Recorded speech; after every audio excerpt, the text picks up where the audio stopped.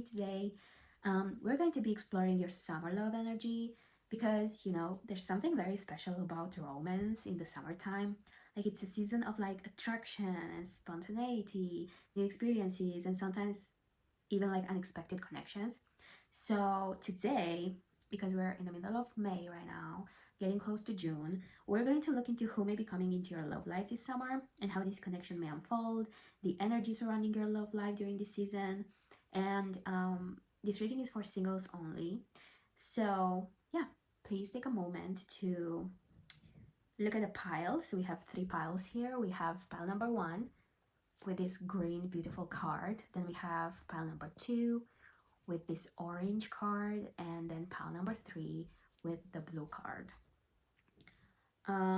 If it helps, you can close your eyes for a moment, set the intention to receive guidance about your summer love life, and then open your eyes and notice which pile naturally draws your attention first. Try not to overthinking, like let your intuition choose for you and not your ego. So, yeah. And disclaimer, as always with tarot, please only take what resonates. Leave the rest behind because these readings are collective, and so not every message will apply to everyone, and that's completely okay. But use your own discernment and intuition while listening. And also, before we begin, I would genuinely love to hear from you in the comments. I'm curious how many of you are interested in private readings someday, and generally speaking, what draws you personally to tarot readings like this? I always love reading opinions and thoughts and connecting with your energy. And of course, if you enjoy the reading, liking and subscribing really helps support the channel and allows me to continue creating more videos like this for you. So now, please take a deep breath, relax, and let's get into your reading. Hi, pile number one. Thank you for joining me today. I'm so happy that you're here and I'm so excited to get into this video for you. Summer love just sounds amazing. Such a beautiful energy, honestly. And I love the green from your card here. But yeah, let me tell you about how this reading will go. We're going to first get through your energy check-in, which will help me connect to your energy and see where you're at right now energetically, how you feel about love, what's going on in your life a bit, and this will also help you connect to the reading and see if it really resonates and if it is your correct pile. So that's what we're going to go into right now. These are the oracle cards that we're going to explore first for your energy check-in. This first card is actually for advice, so we're going to put it here and use it for advice at the end of your reading. So yeah, let's see what's going on with you right now. First things first, we have the crumbling. What are you clinging onto? This looks like a very powerful card, and it makes me think about the Tower and tarot. I love the colors though, like the purple and the thunders and the amazing flowers in between. It's like concrete and stormy and brutal out there, like cold and dry, like electric, literally. And then in between there's this beautiful field with flowers and waters like a river and sunshine. Amazing. The crumbling. What are you clinging on to? Then we have the chess queen. Oh, I'm sorry for the glare. Let me show it to you up close first. The chess queen with trust and strategizing. Then we have forest frolic maiden. Oop, sorry. I acknowledge my inner child and open my heart to the joy she brings. That's so beautiful. That's really beautiful. And then we have two of these cards. You got two of them. So we have first, oh my gosh, I'm pointing at the wrong side of the table. Learn from life. And this is such a joyous card with the kitten and the butterfly playing. Like, it looks full of hope, kind of just like this space here looks like, don't you think? And then we also have listening to wisdom. Listening to wisdom. And truly what I like about this is like the greens and the purples. This is the first thing that I'm noticing, like the greens and the purples, which automatically makes me think about nature and fresh energy and creativity, but also like spirituality, mysticism, connection. Okay. So with the crumbling, what are you clinging on to? I'm thinking a lot about tower moments and control issues. It's dark. It's like, do you have a poker face usually or the resting beach face? And I'm not saying that like to offend you. I'm just literally visualizing someone who is like putting this cold face, this cold exterior in order to protect themselves, to protect their inner vulnerability, and the inner authentic expression. But they're not letting that out into the world. They're not letting themselves be seen, you know? They're more distant, they're a bit calculating, especially with like the chess queen, you know? You can be smart, you can be relying a lot on strategy and control. You may feel like you depend on having control on situations. Um, there's also this feeling about being afraid, having anxiety. I don't know if this will be relatable to everyone, probably not. I did get this word, but please don't make it fit if it doesn't. It's probably like just like one person, maybe, but OCD, or maybe not the diagnosis it like itself, but like having or going through such a traumatic experience that your mind is trying to stabilize itself and create this type of coping mechanism that feels very strict and inflexible, like you can't really move away from this specific path that you feel like is the safest. It's like getting fixated on things, not being able to be spontaneous at all. But there's also this dreaming energy, like dreaming big inside, and this inner child energy that you might be hiding, that you might not even feel it most of the times. Maybe you have it because if you look in the past, or maybe if you think about your childhood, you remember yourself feeling so joyous. And you have that inside, but you can't access it now.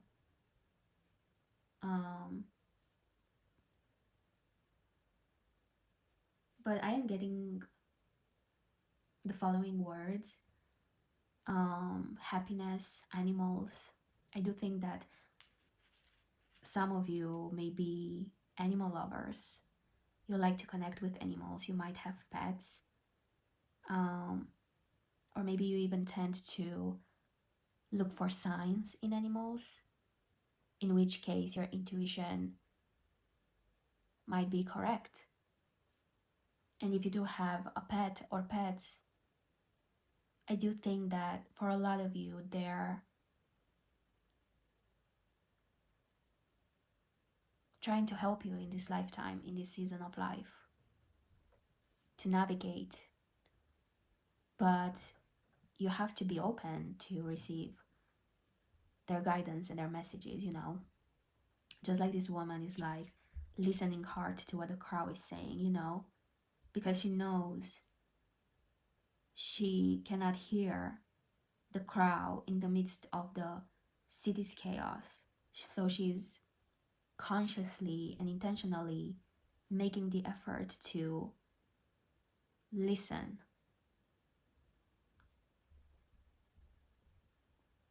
It's like if you've been so disconnected your whole life from your true self, there's no way that something absolutely random will happen and suddenly you're gonna hear this voice or have this miracle happen to you because you're so closed off. You have all these walls that are so high, and it's not that it cannot even reach you, but it's like you're sending off the message of don't reach me. Like, actually, don't reach me, stay away. I don't want it, I don't want you. But maybe inside you do want it. You do have this free spirit inside of you that's curious and warm and happy and excited and passionate and warm. And I think I said warm twice. But whimsical. And it came to me, maybe again, it might not be everyone, but maybe one of you or a few of you might be neurodivergent, and maybe you're just trying so hard not to show that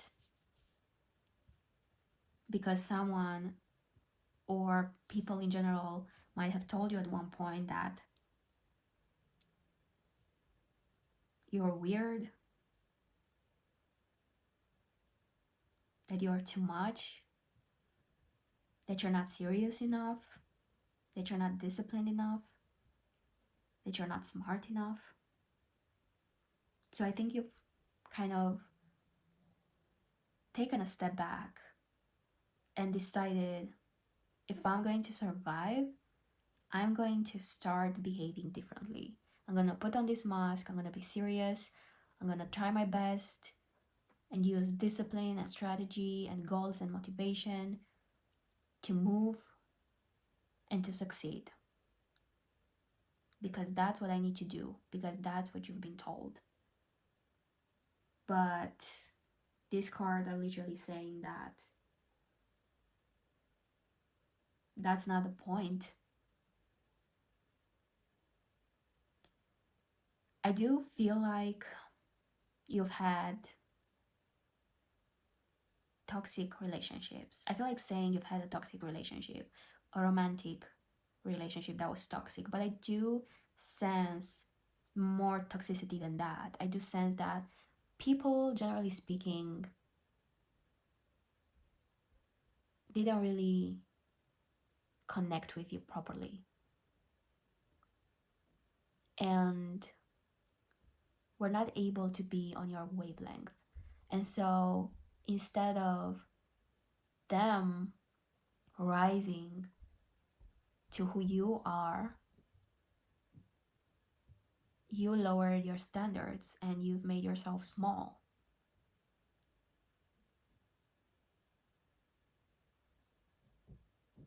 I'm not sensing necessarily people-pleasing tendencies, but I am sensing some sort of shame about who you truly are and closing yourself off or your true self from being seen. And so these cards are saying there's this beautiful part of you that is ready to shine. There's this part of you that really likes to explore, to read, to research, to see new places, to learn from life, literally learn from life, to watch documentaries, who's always so curious and eager to learn, who loves to understand new things and concepts and put things together, connect the dots, see the beauty in everything, the magic. Someone who is whimsical and ready to just dive deep into their passion. And I think that's important, that inner child joy gets activated when you connect to your passions. What makes you happy? What do you love? And making time for this type of things and actually doing these things over and over again builds up your identity in who you truly are, because repeating the same actions that were just making you succeed after society's expectation build this persona, this mask. But if you feel unhappy or disappointed with life, it's because you cannot build a fake identity. You can only build the identity that you're supposed to have, because there's a lot of people talking about finding yourself versus creating yourself versus reimagining yourself. And I think the truth is that we're a bit of everything. We are something, we have this spark, we have this inner flame,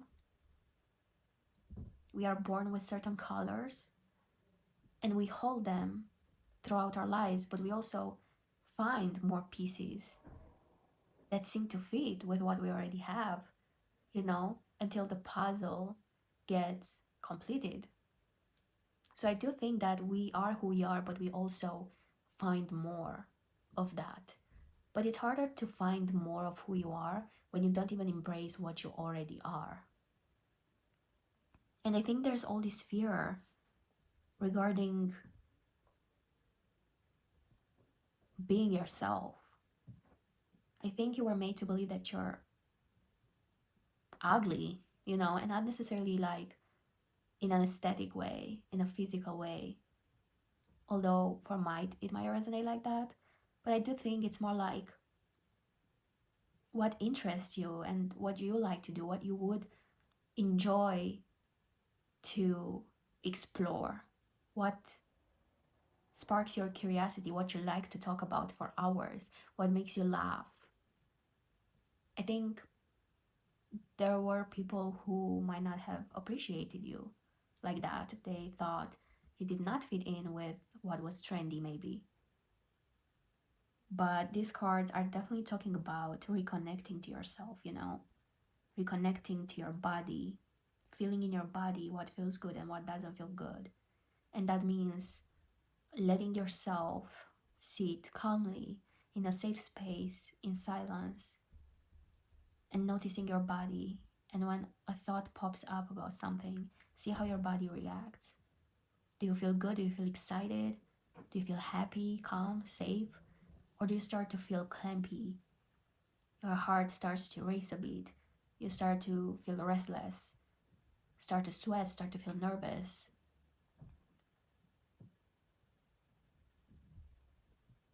Your body is your signal, and also making a point to actually listen to your body, but also to your guides, be them your pets, nature,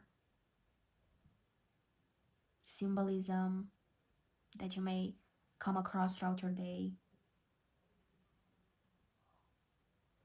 This energy check-in definitely encourages you to surrender and commit to rebirthing yourself. So yeah, make time for laughter, make time for fun and joy, reconnect with that part of yourself, but also ask for a vision, for a strategy. You're good with strategies. You're good with building plans and setting goals.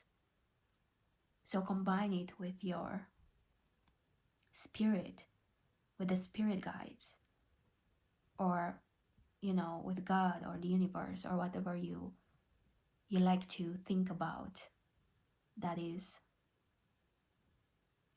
assisting you in life, and ask for guidance. Ask them to show you a spark in the right direction.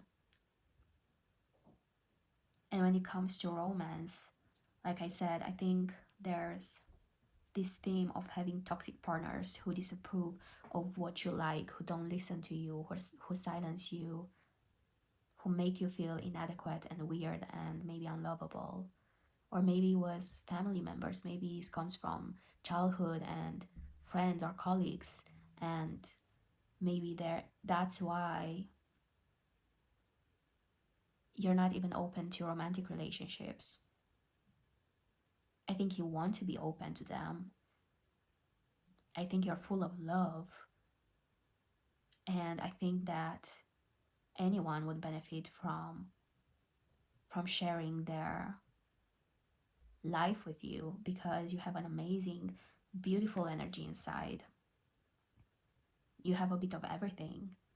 you know, grounded in the material realm, rational, logical, smart, but also joyful and light.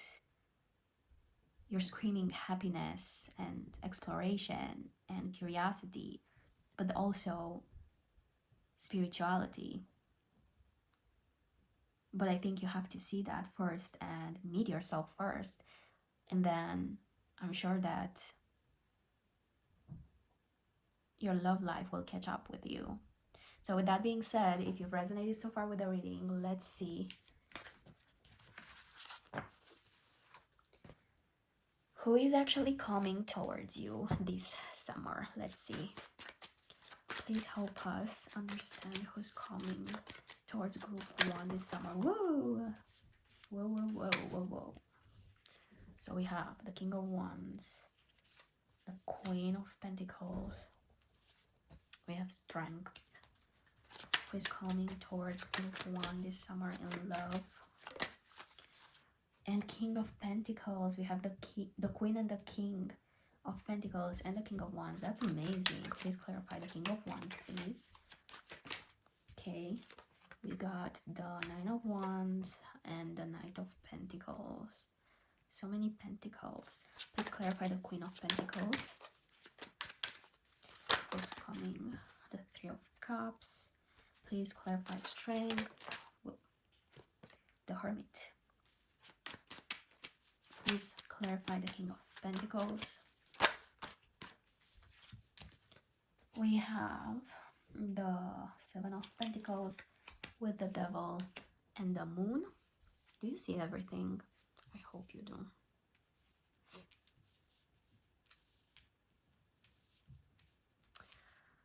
And then we're gonna also look at the back of the deck, which is the Nine of Swords. I'm gonna put it down here. Or should I put it down up here, actually? Yeah. Nine of Swords. So group number 1, who is coming towards you this summer in love? So I think they have a lot of masculine energy, heavy masculine energy here. I think they're very passionate, very stable. I think they're well financially, materialistically. I think they're courageous and strong, and I think they've built this strength, this inner strength, through alone time. They might be a boss or have an important function at their job. They might be an expert in what they're doing, and they've built this in time, step by step. I think they've worked a lot through their fears, through their limitations to get to where they are right now. So they're either a bit older than you, or they just have focused a lot of their energy and time to become good at what they're doing.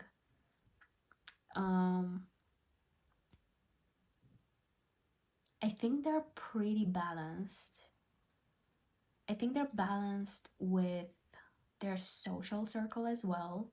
I think they're pretty fun, but I think they have a good balance between having fun and working and nurturing themselves. But I also think they're kind of preoccupied with their own life. They don't have many cups, and the cups that they have, so cups are emotions in tarot, the cups that they have are mostly spent on their friends, family, light social interactions. And I don't think that they don't have emotional availability or emotions to offer, love to offer. I just think that their life has gone about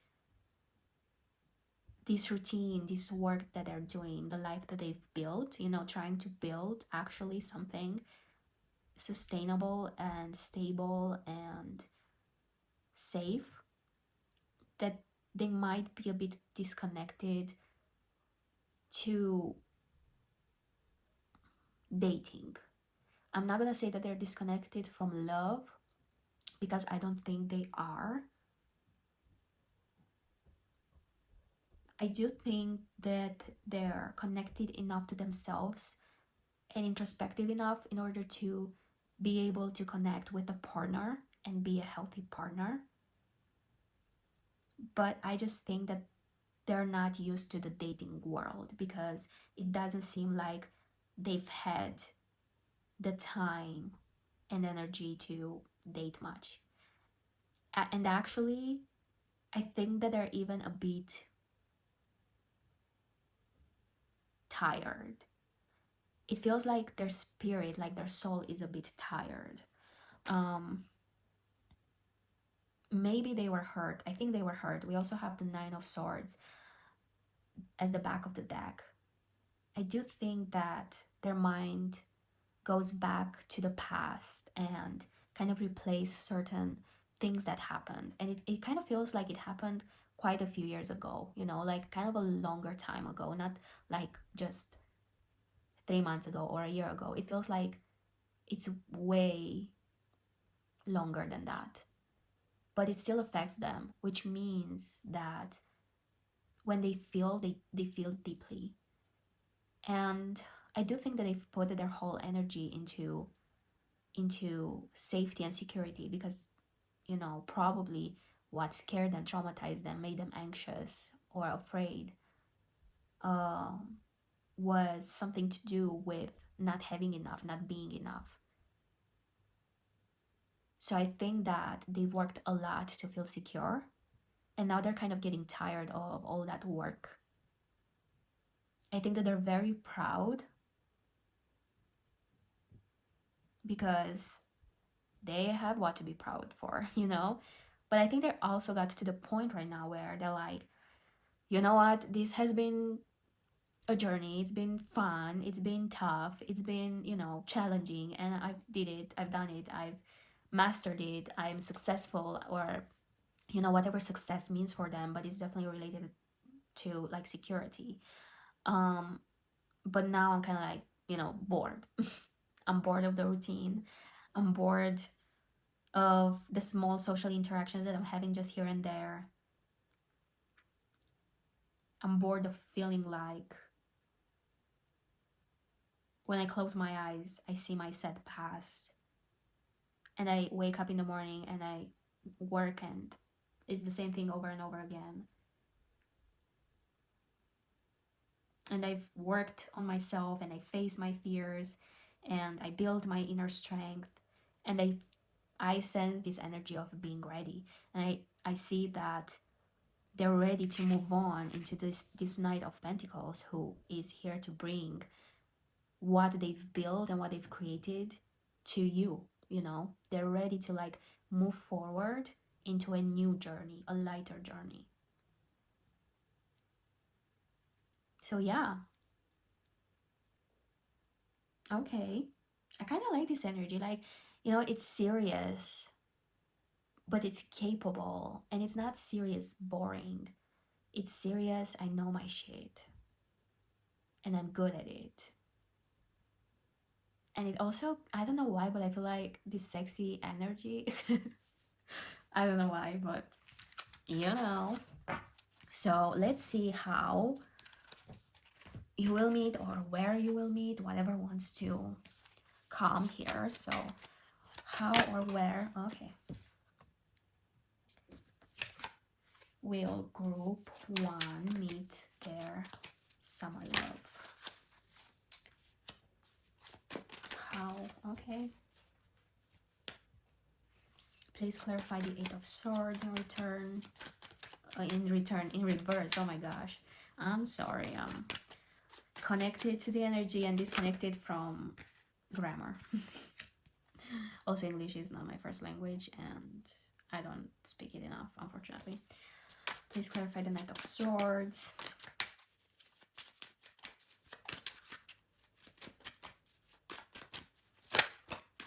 Whoa, too many cards.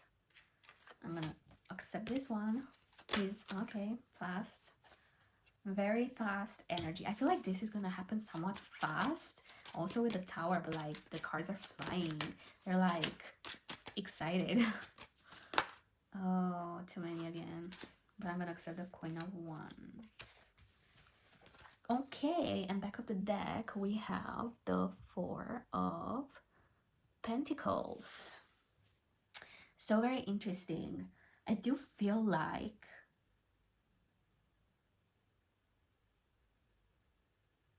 something will happen. Something will open you up and make you aware of how beautiful life is. Either something will actually happen like in a physical form, or you will actually do the work that's required for you to get a new perspective on life and see yourself for who you truly are deep down inside. And I think that what you're finding, no matter what's gonna happen, I think you're gonna find it beautiful. You're gonna be like, wow, yeah, I was stuck, but I was keeping myself stuck because I was so afraid. And I'm so grateful that I'm not stuck anymore.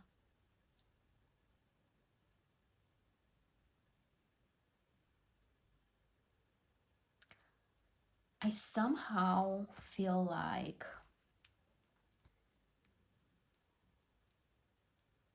this person will come in with some answers and might even be the person to teach you or to help you in this, finding yourself, rebirthing yourself journey. I think they've done so much inner work as well that they're able to literally tell you exactly what you need to know. I feel like you guys have something in common. And so when you guys meet, it's like he recognizes something about himself in you or vice versa. And it's like, yo, this is what you're going through. And you're gonna be like, what? Wait, what? Really? Yeah, I guess yeah. How did you know? And he's gonna be like, well, baby, I've been there. And I'm saying he because it was a lot of masculine energy, but obviously take it as it resonates for you. And I do sense that this person will be the person that will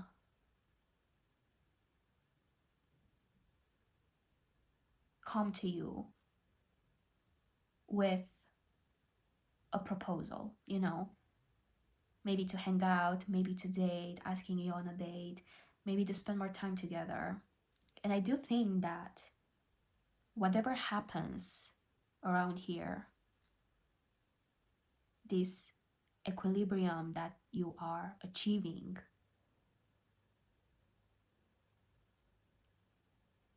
will allow you to be open enough emotionally to say yes. And I think it will help that this person feels so secure and steady for you that it will make you feel comfortable to be in your element, to be open and receptive, to feel like yourself, the Queen of Wands, to be authentic, to be your whimsical self, to be passionate, to do exactly how you feel like doing and acting and who you feel like being. And it's gonna feel restorative. Even though your main energy is Four of Pentacles and the Two of Swords in here, I think at first you're confused, you know? I think you're like holding everything tight to your chest, just like we saw with your oracle cards. You're holding everything tight to your chest. You're not sure what to choose. You're not sure who to believe.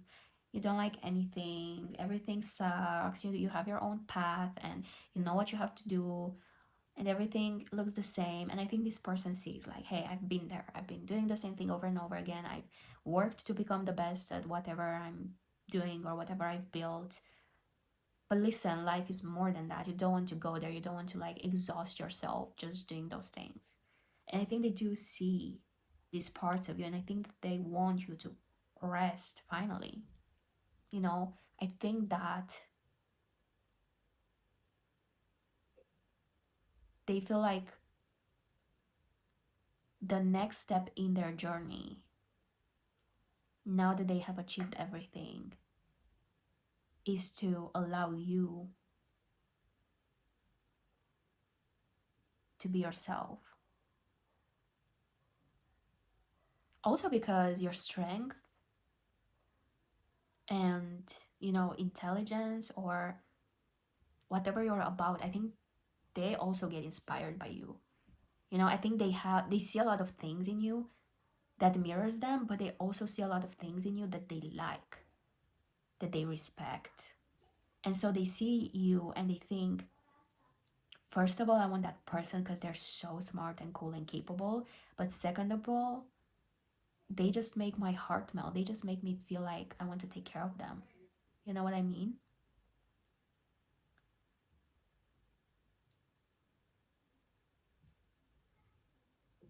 In regards to where you're gonna meet this person, oh, I do have a sense of nature. Do you like to hike? Or something about animals? Something around your hobbies or passions?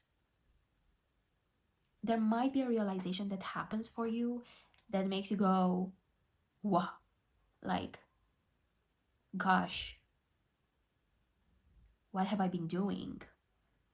And maybe in your attempt to heal yourself, to fix, the trajectory, to like soften yourself, to bring more joy into your life, I think that's when you meet this person.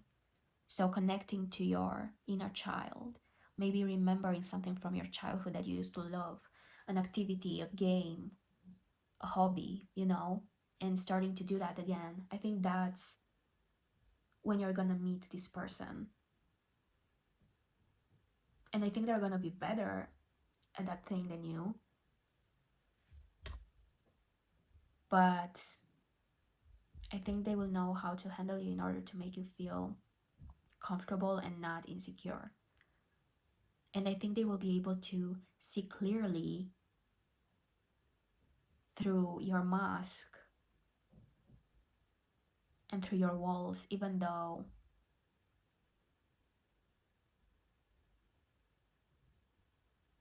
you might not be completely open to them.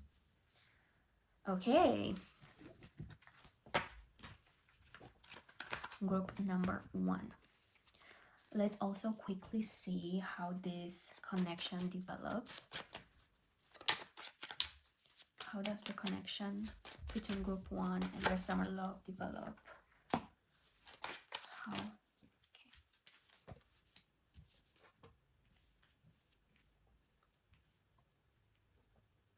Please clarify the Queen of Swords reversed.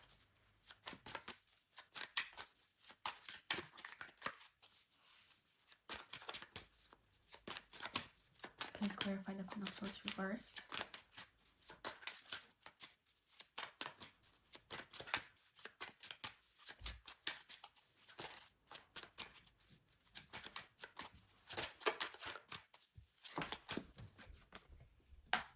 Please clarify the Two of Swords reversed.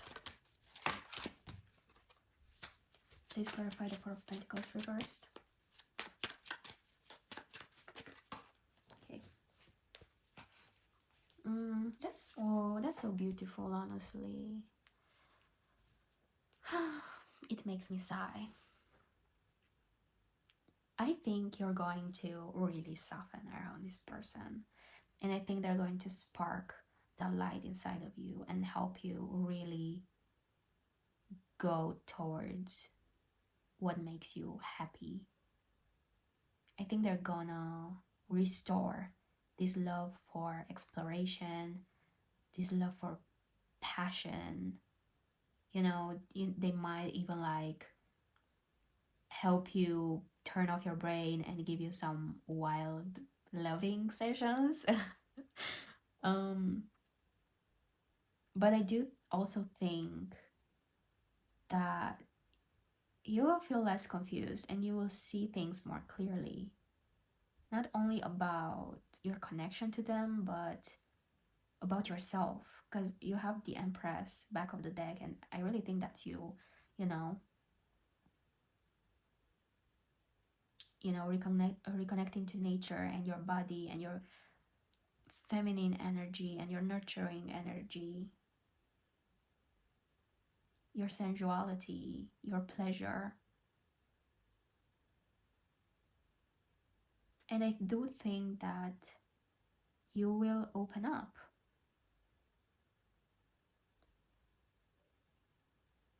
And I think you will open up in a lot of beautiful ways. And I think you will redefine what success looks like. And I think that you will surprise yourself by thinking, I want more community, I want a family, I want stability, not just chasing after the next achievement or success story or contract or project or, job position. Like, I actually want to feel alive. And you will realize that you know exactly what you want and that it's been with you this whole time. You were just disconnected because of your past, your trauma, your toxic relationships.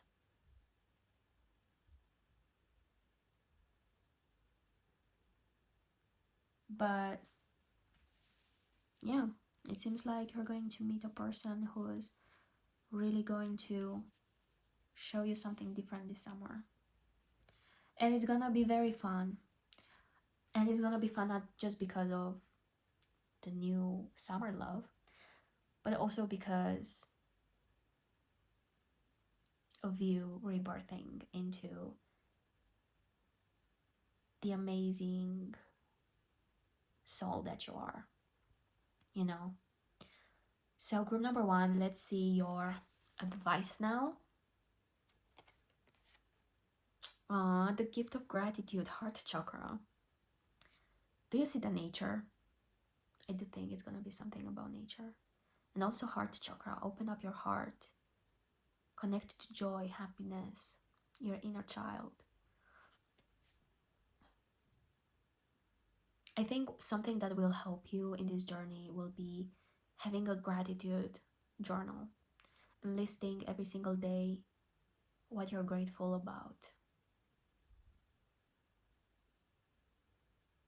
And something else that comes to me is creating a wish list and brainstorming everything you would like to see, try, cook, do, places to go, what you haven't done in a long time, maybe even since your childhood, that you would like to do again, games to play, music to listen to, bringing back that nostalgia feeling,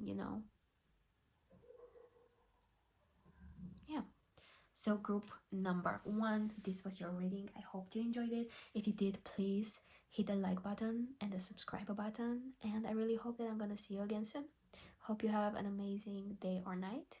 And I'm very happy that you spent time with me. Thank you very much. Bye bye.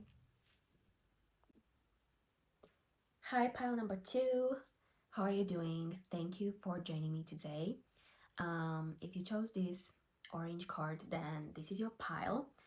How we're going to proceed next is we're going to actually start with an energy check-in just to make sure that you resonate with your pile, that you resonate with it, and we also want to look a bit at your energy beforehand, and then we're going to dive deep into the person coming towards you, how or where you're going to meet, and how the connection will develop next.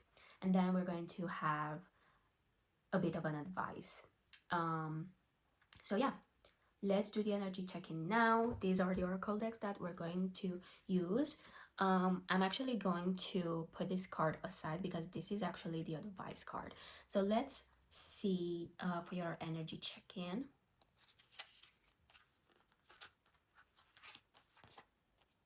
Okay, so first we have trust the niggle. What is the niggling feeling trying to tell you? This is such an intuitive card. Next we have it's the Lady of Lightning with surprise, sometimes shock, total paradigm shift. but it is reversed. You actually got multiple of these cards and multiple of these cards too. You actually got a lot of cards, by the way. The next card is the Ice Queen. Ideas preserved, non-action, entitlement, but this is also reversed. And the last card from this deck was the Spiral Dancer with Perception and Circuitous Root, if I'm pronouncing that correctly, but it was also reversed. Then we have Flames of Wisdom, Crone. I am open to all of life's wisdom and share it with gratitude. And then we have Fire Elemental. I ignite the fire within me that connects me to the divine. And then last but not least, we have Meditation for Clarity. Okay, so first things first, I just want to say that when I was shuffling and pulling the cards for you, it was such a slow process. Like, it felt like forever, literally. It felt like the cards didn't want to come up. It felt like holding back, like almost being afraid of something. And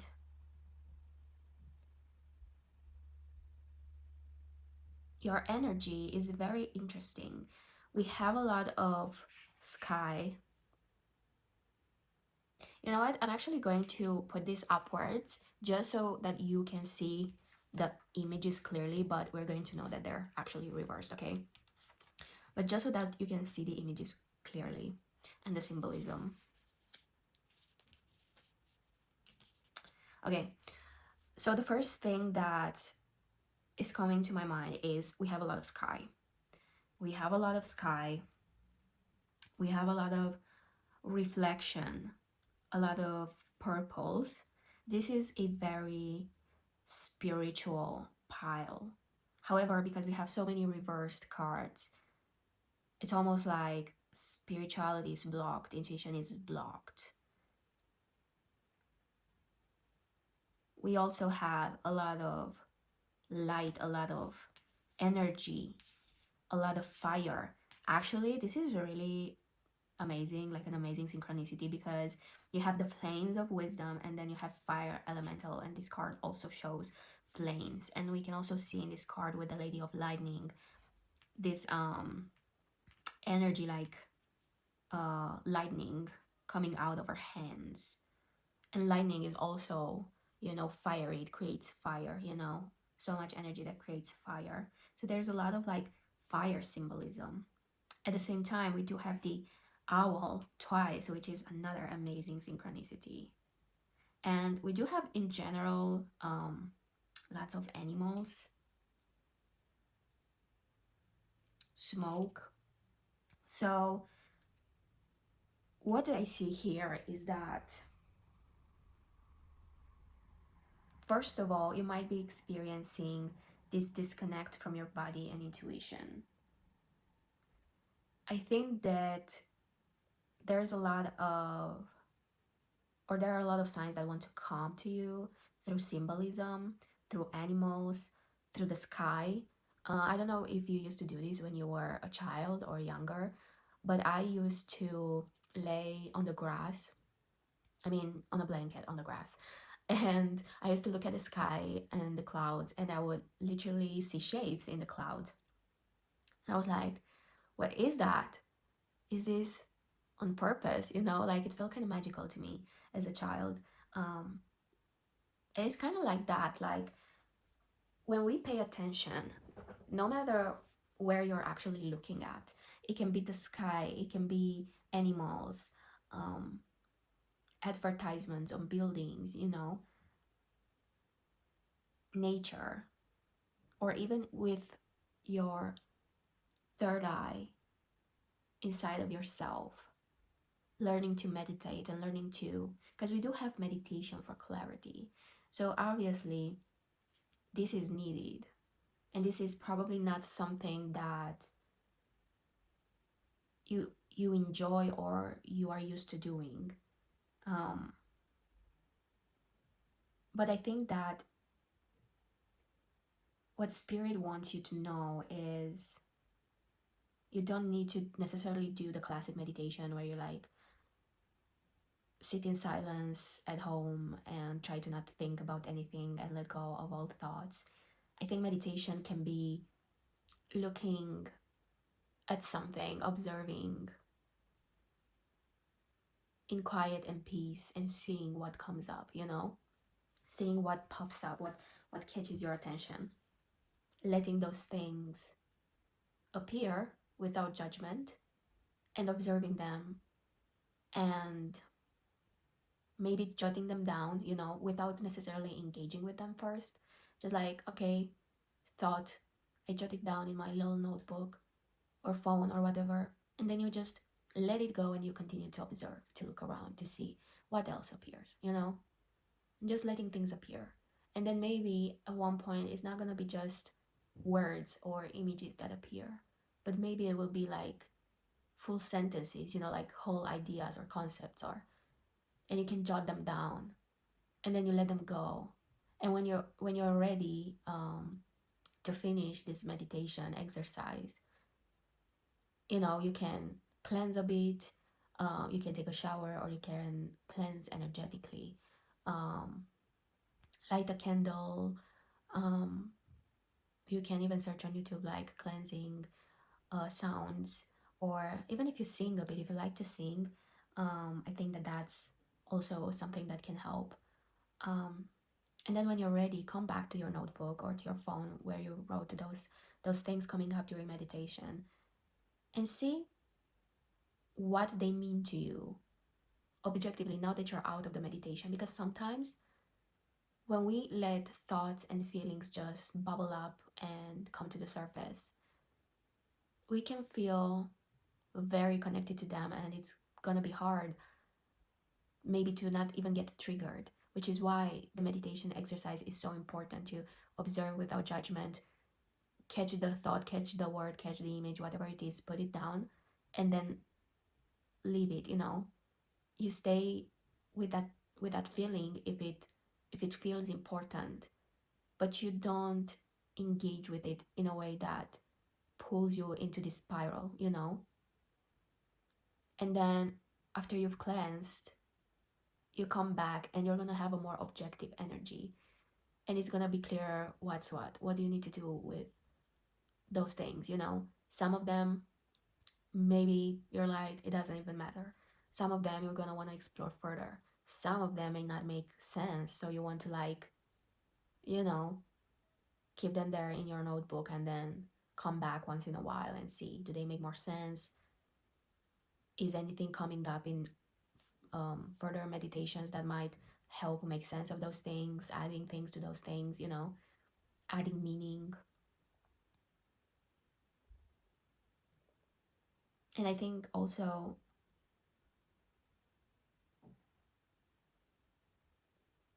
pets can be,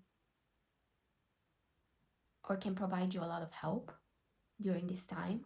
If you have pets, I think spending more time with them would be amazing for you.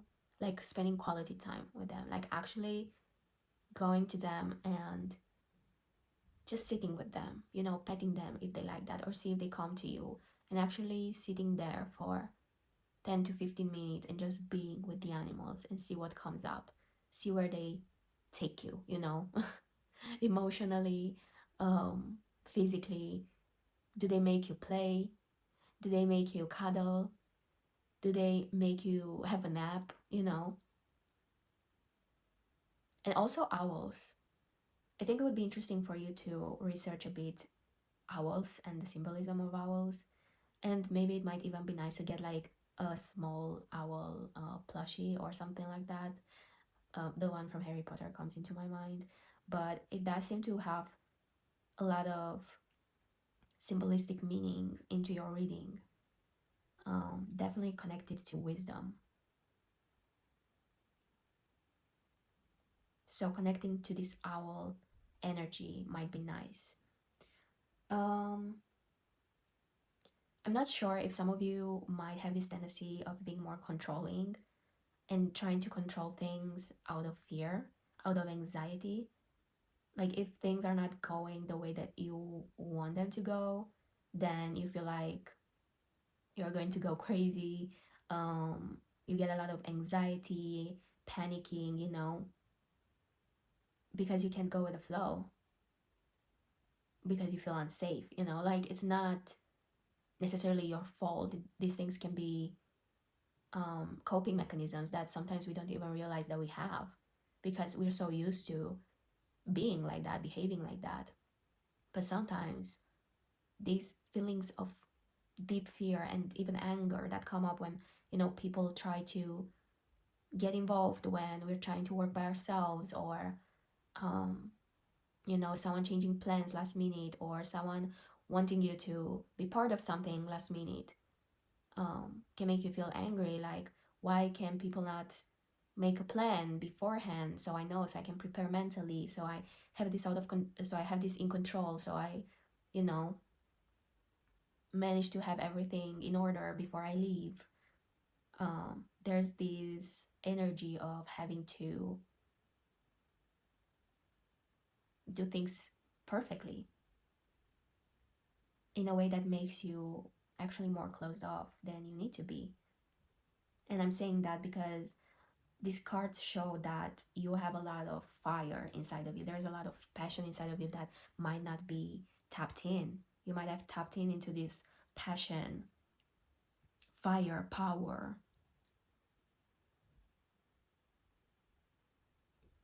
And instead, you might actually experience a lot of meltdowns, overwhelm, fear of abandonment, which then in turn might make you not get involved in a lot of things. Because why bother, right? Um,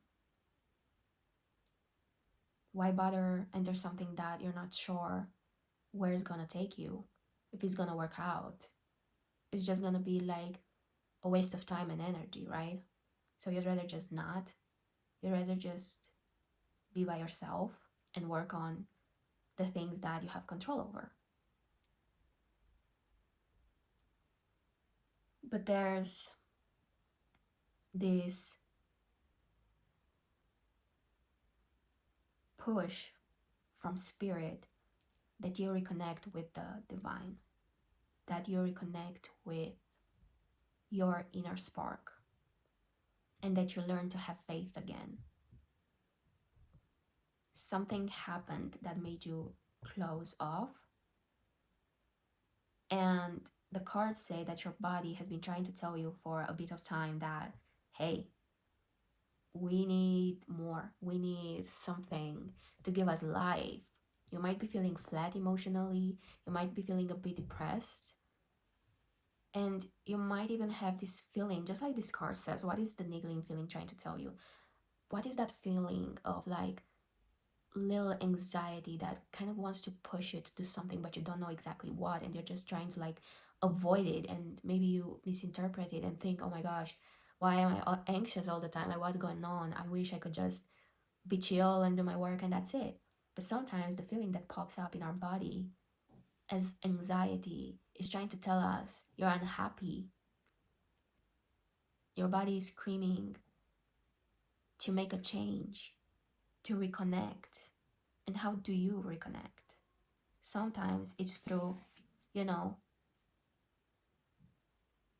getting wisdom from somewhere. For example, YouTube videos, right? Because that's probably why you felt to click on this video. You wanted to see something. You hoped to see something. You hoped to get a sign, something that resonates with you, something that finally makes you feel like you have a purpose, you have a destination, something is coming towards you, or something is waiting for you on the other side, right? It's not just plain boring work every single day without any joy, without any personal reward.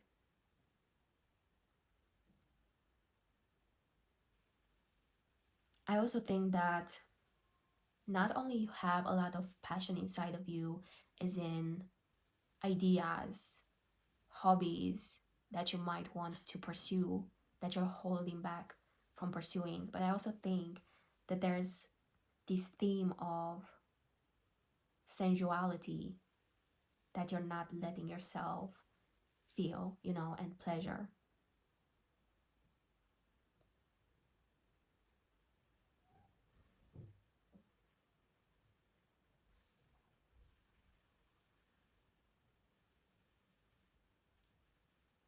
I don't know if any of you have gone through some type of tower moment, because the Lady of Lightning kind of makes me think of the tower card.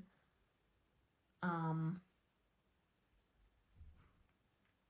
and maybe something happened in the past, like someone cheating on you, someone choosing someone else over you, and it took you by surprise. Maybe you were feeling more authentic in the past, and then something shocking like that happened, and it literally made you feel like, I'm never putting down my guard again, because it hurt you that much.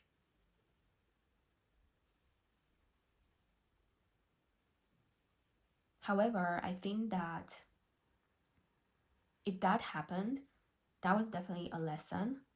And not in the sense that a lesson to like punish you because you had that karma coming for you. Sometimes things happen because they're in our pattern of being and living, which means that we grow up in a certain context and environment with certain people and with certain social expectations, right? And this puts us on individual journeys, and our psyche trying to stay in familiar circumstances, especially if you've had more of a chaotic childhood, you know, our psyche pulls us into familiar situations in order to feel as safe as possible, even though those situations might be toxic. But when you don't learn as a child what is healthy, what is not, what is good, what is not good, what is beneficial, what is actually really putting you down more than pulling you up,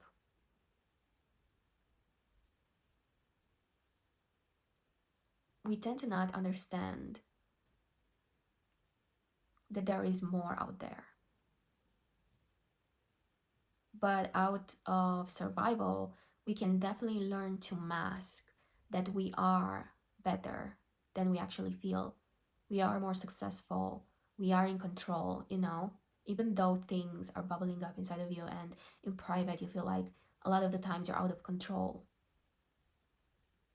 So it's easy for us to go to situations or to let things that pop up, choose those things that pop up that on the surface seem in control and in private seem extremely toxic and out of control, because we know what that looks like, right? So we think unconsciously a lot of the times, I will accept this because I know what it's like and I've been there, and so I know how to deal with it. And something else, even if it may be healthier for me, I just don't know what it is. I don't know what it looks like. I have no idea. So I'm scared of going there. Because what if I don't even find it? So I'm going to accept this thing that feels like it came to me, right? And because I feel like I already know it, I may not like all of it, but I'm used to it, then I'm going to accept it. And I think some of you might have built this life or this hope for a life with this type of person that was not really good for you, and they massively disappointed you, like hardcore, like in a way that you weren't even expecting, like out of proportions. And these things happen because we're supposed to understand for our better good that, this is actually not it for you. Like, you deserve more. So how are you going to understand that you deserve more if there is not anyone surrounding you to come and take you by your shoulders and like shake you a bit and be like, hey, you deserve more, don't settle for this, you know And a lot of us, we don't have that type of people around us. We don't have those, even if we have friends or family members, most people are not intentional enough in relationships, or feel like it's not their business to come to you and tell you, hey, I know we talk sometimes about maybe your struggles, whatnot, we vent to each other, but I really want you to know and I really want to help you to get out of this situation. That's usually, it doesn't happen unless you're in a real serious problem already, right? Like, people usually start to get involved only when things are really bad. But other than that, who's going to tell you? Who's going to hold your hand, to get over your fears and to stop normalizing certain toxic situations? And so the universe comes and is saying she or he needs to learn this.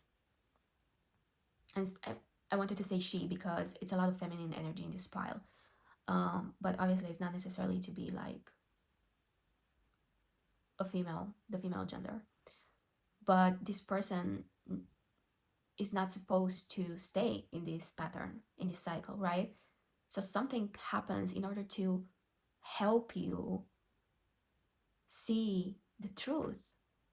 And because we normalize things for so long, the only way that we can see clearly that something is bad when it's really bad. And so it's not there to punish you, it's just there to open your eyes and to teach you. But I do know and understand that that can feel super destabilizing.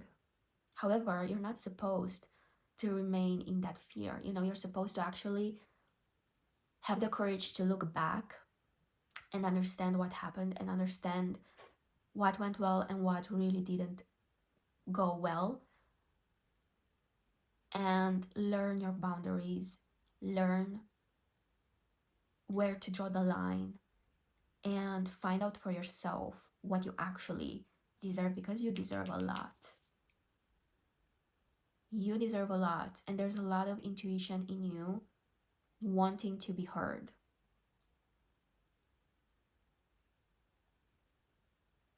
And I think that your next lesson will be allowing someone to actually take the lead, but in a way that you don't close your eyes anymore. Because here's the thing, sometimes we romanticize too much letting people take the lead in romantic relationships, right? We feel like, oh, I can just turn off my brain and let this person take the lead, and I trust that they're going to take me wherever we need to get together, and I trust them so much that blah blah blah blah blah. Well, that can be true, definitely, but with established relationships, like years of working together and building trust and proving that we can be trustworthy, not only us but also them. So I think the next lesson is allowing someone to take the lead, but we're not closing our eyes this time.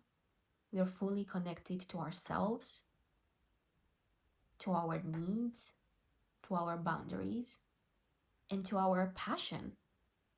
And we see where this person is trying to take us, but we're fully engaged with our senses, with our intuition. And when something starts to smell fishy or starts to not feel good in our body, and suddenly our body goes, ooh, what was that? Or, ooh, I kind of felt ignored here. Or, ew, why did he say that? Why did she do that? You know? When you start to feel agitated, when you start to get anxiety, when you start to feel like they're trying to lead you into leading them, you know, because people can manipulate like that. And you are going to be prepared to say, no, I don't like that. No, I don't accept that. That doesn't work for me. This is what I need, respectfully. And, do you agree with that? What do you think about that? Do you want to discuss? Yes or no? If they get triggered, it's a no. If they want to discuss, but you feel like they're trying to gaslight you, it's a no. if they want to discuss and they seem a bit passive, but you're like, okay, but they still, agreed, whatever. And then you feel like things are still going nowhere and you're getting the same behavior or energy, then it's a no. And you're gonna learn to feel, you know? Because I think that's what we're not used to doing, is feeling while living. It can get easier to feel when we're alone. Like, oh, I feel like I need to do this, so I'm gonna do it. Oh, I feel like I should tweak my schedule in this way so, I'm less tired by the end of the day. But what about actually feeling when we leave? When we love, you know? And so I think you're going to want to explore these things. And I think you should explore these things. And learn to observe and connect the dots without letting things define you and your worth. And continuing to go at the same time towards what you want, doing things that just bring you so much joy and passion and make you feel sensual and beautiful and attractive, and feel your worth, because you're worthy. You might have some scars from past experiences, but those scars are literally just proof that you went through your lessons. And no one ever comes into this life without having to learn lessons. No one. It's just that people like to hide their scars, but everyone has scars, and it's okay that you have them too. But don't let them represent you negatively, and don't build your identity around them.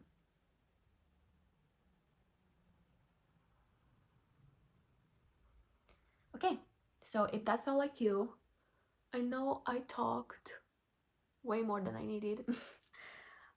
Let's actually go into your tarot and see who is the person coming towards you this summer. Who is the person coming towards group number 2 this summer? The person coming towards group number 2 in summer for love. Ooh, okay. So we have the 4 of Cups. We have the 10 of Swords. Is the person, what are they gonna be like? We have the 4 of Wands. And then we have Judgment clarified by 7 of Swords. Please clarify the 4 of Cups, please.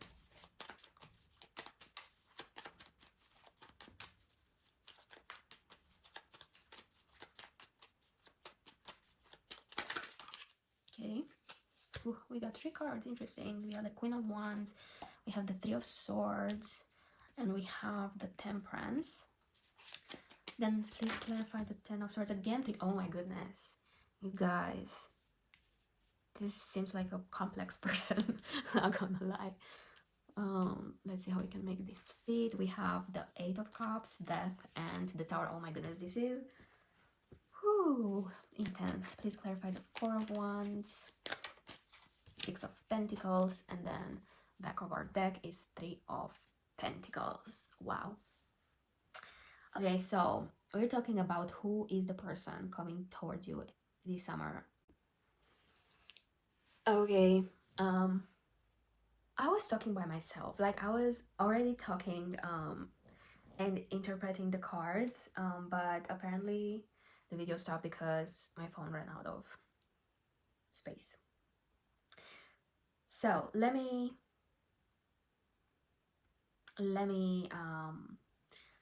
quickly say those things again. So I was saying that at first glance, I think that these people, oh my goodness,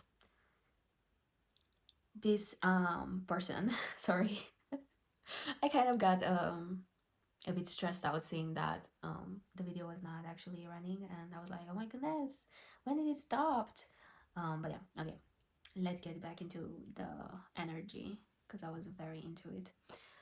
So I was saying that this person seems to be mirroring you. I do think that they're a bit more reserved. I think they're they've been also mending a heartbreak, you know, trying to get their energy back, trying to get back into some sort of balance, um, emotionally and energetically. But I do think that they're definitely more on the reserved side, or have been for a bit. They do seem that they're quite passionate, creative, inspiring person. I think that they're very active, very go, go, go. Not in necessarily in that physical sense, like they're always hiking, always doing a sport, but more like they're always thinking about an idea, a concept, something they would like to create, something they would like to learn or um, go through, you know, participate into something, getting that degree, starting that business, building that, I don't know, product, whatever, you know, sparks their passion. So I think that while they've been kind of mending this heartbreak and probably have also felt more emotionally flat, there's always been this passion inside of them that I think they've, you know, they couldn't really apply it in a romantic way. So at least they've had their, you know, inner spark, inner passion with their work or hobbies, or, you know, whatever they like to get involved with. However, I do think that they've gone through a lot of hurt themselves, um, because I think that they're naturally well intentioned and stable, just like you. I think they're a fair person. I think they like to give as much that they like to receive, and I think they do believe in celebrating people and building communities, creating a family that is healthy and loving and beautiful, you know, having that celebrating energy around their friends and family and lives. I think they really have a beautiful energy, but they've also gone through a lot of hardship, a lot of change, a lot of having to let go, you know, of the toxic people in their lives, past heartbreaks.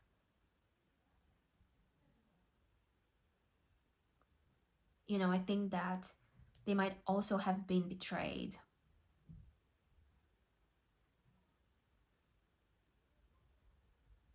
And we have the death and the tower, you know. They've gone through like a whole renewal cycle in here. And it caused them a lot emotionally. It was very taxing for them. But I think that it helped them build their new boundaries, their new wants and wishes and goals for their new life. I think it helped them get clarity, even though it was a whole process, a whole struggle, you know. And they're naturally hardworking. I think they're serious with their work.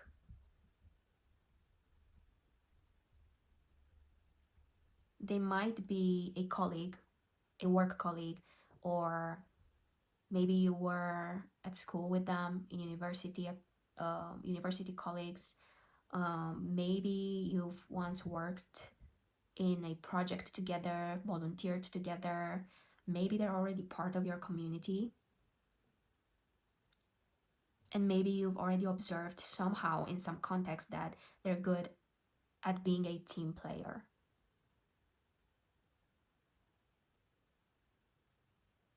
I think that they're supportive. I think they are generous.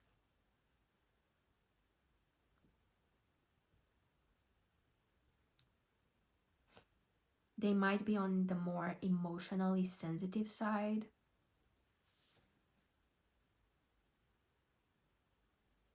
But I think that after all of this heartbreak and change that they have had to go through from their past, they are now stronger and more determined.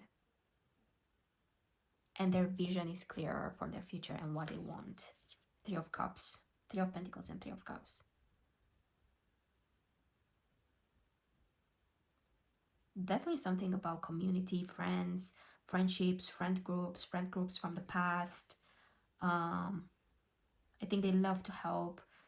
They love to get implicated in social things, maybe do charity work. I think they're very loving, universally speaking. You know, one of those people who just have so much empathy for the world, which is probably why it was so hurtful. I do think that they might have been taken advantage of in the past. The Hermit, they spend a lot of time by themselves to clear their thoughts, go through their emotions, let go of those toxic people. The Moon.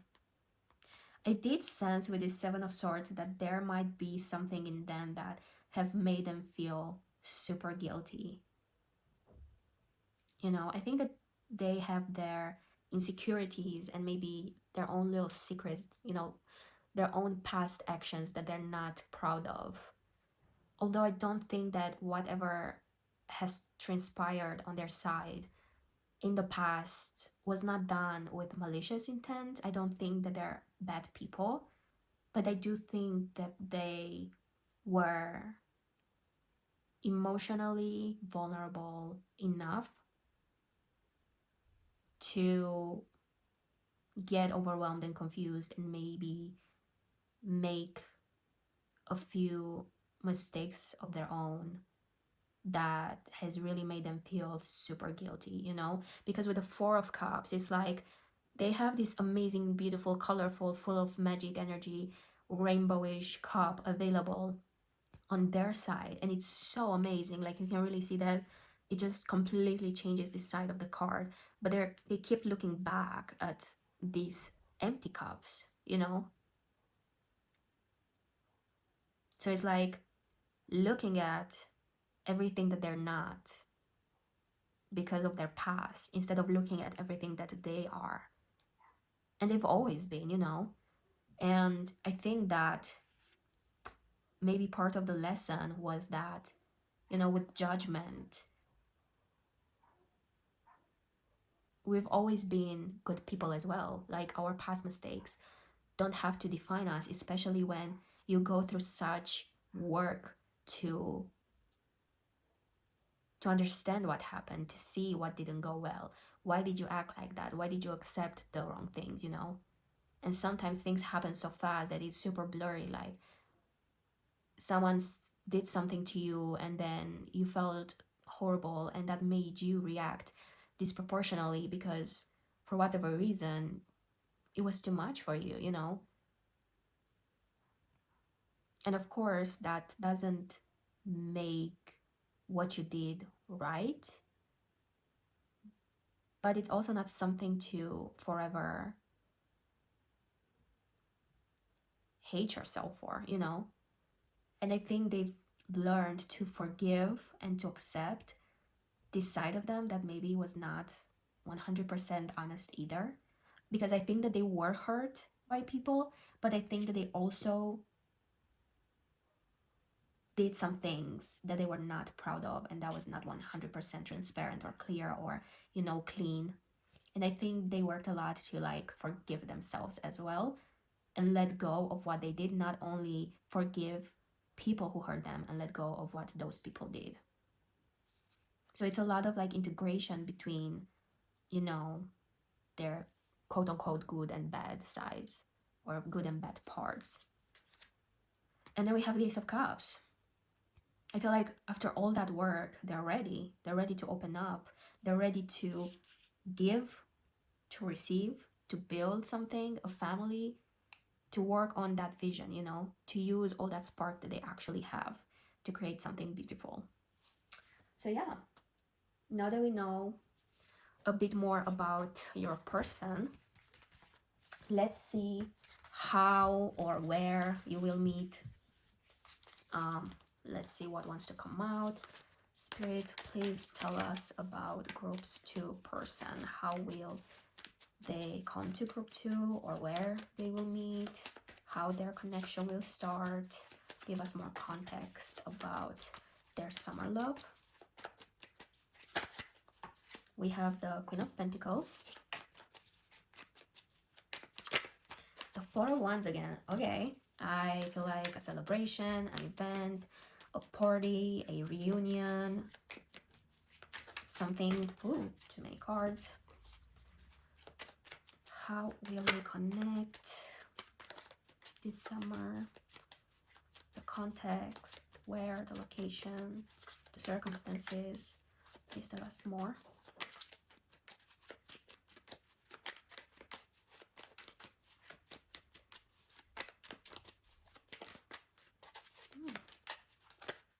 Okay. So we have the Devil and the World clarified by 10 of Cups. Please clarify the Queen of Pentacles. We have the High Priestess. Please clarify by the Four of Wands.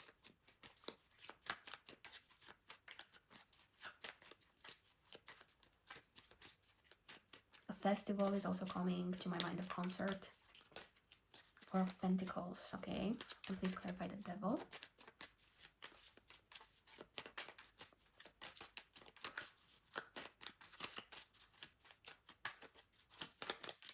Please clarify the Devil. Three of Cups. And back of the deck, we have the Ace of Pentacles. Very interesting, honestly. So,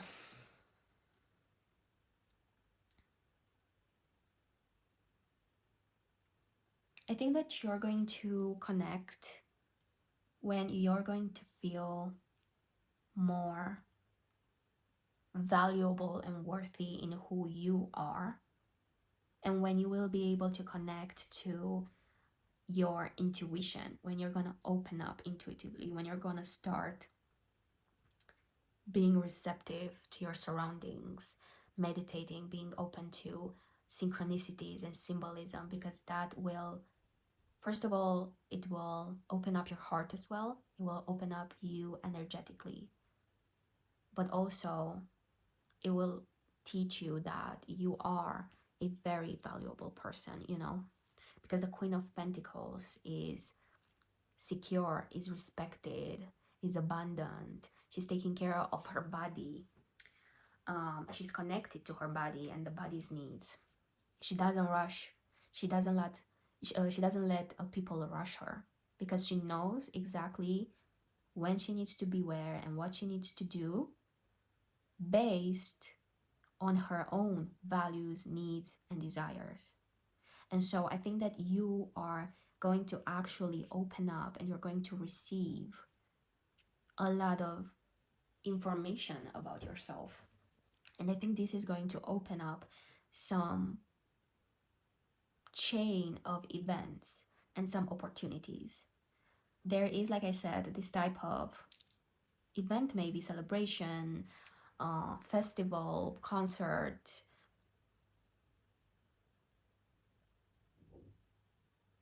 that you might be attending, even smaller, like maybe having fun with your friends or with your family, you know.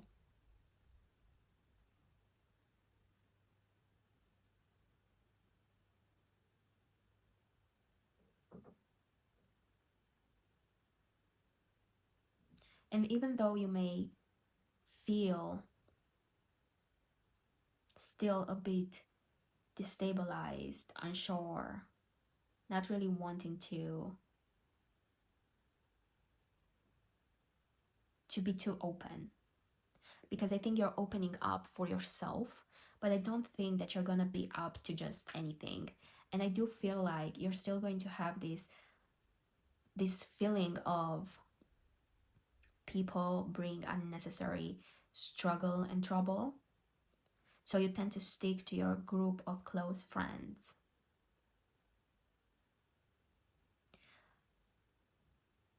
I think you do feel people from outside of your circle, of your trusted circle, as dangerous. or even if you don't find them dangerous, because that will not apply to everyone, I do feel like you might be just too tied to your community, to your group of friends, to what you already know. And I think that if you're not part of the group that feels like people from outside are dangerous, I think that you may be spending time with these friends or group or whatever, but you may already acknowledge, due to the work you've started to do, that they're not really the people for you. You're trying to have fun with them, but you're not feeling that good. You may feel tied to these people because of history together, because of feeling like you owe them, or, you know. But I don't think that they make you feel complete or that they even resonate with you anymore. So I think that in such a situation, when you've opened up to yourself and you've gone through your feelings and thoughts and you've recognized what happened in the past and how that didn't define you, and you're starting to see your value more, and you're not only seeing your value, but you're looking to your environment and recognizing what comes from your authentic joy and pleasure and connection, and what's just there because that that's been familiar and that's what you've been used to and that felt easy to control, and you're going to differentiate all these things, and you're kind of going to start feeling a bit uncomfortable with the things that don't feel good. Actually, you're going to be like, wait a minute, I'm not feeling that good. I don't really like these people. They were okay for like when I'm bored and I need to have some social time, change the energy, get out of the house, drink something, have someone to eat something, take a selfie with, or whatever. But you realize that's not all you want, or that's not actually what you want from connections. And I think that that's when you're going to meet this person. And I think they're going to come with a whole change in your mindset. And they might even come only when you say, no more. No more of this situation. No more of messy connections, messy situations that don't really fulfill me. No more of things that only make me feel tired or ashamed or empty. No more. I'm not getting involved in that anymore. And you end it. And it doesn't have to be a dramatic end. It doesn't mean that you're going to tell everyone that you hate them and that you're not going to see them again, or that you're never going to participate in that. But it's going to be in a time when you see things clearly and you tell yourself, I'm not going to do this, and that anymore. Maybe I'm still going to meet these people. Maybe I'm still going to be friends with them. Maybe I'm still going to participate in these events, charities, whatever. But I'm going to do it my way. I'm going to be careful to stay happy, to only do what makes me feel good and sane and,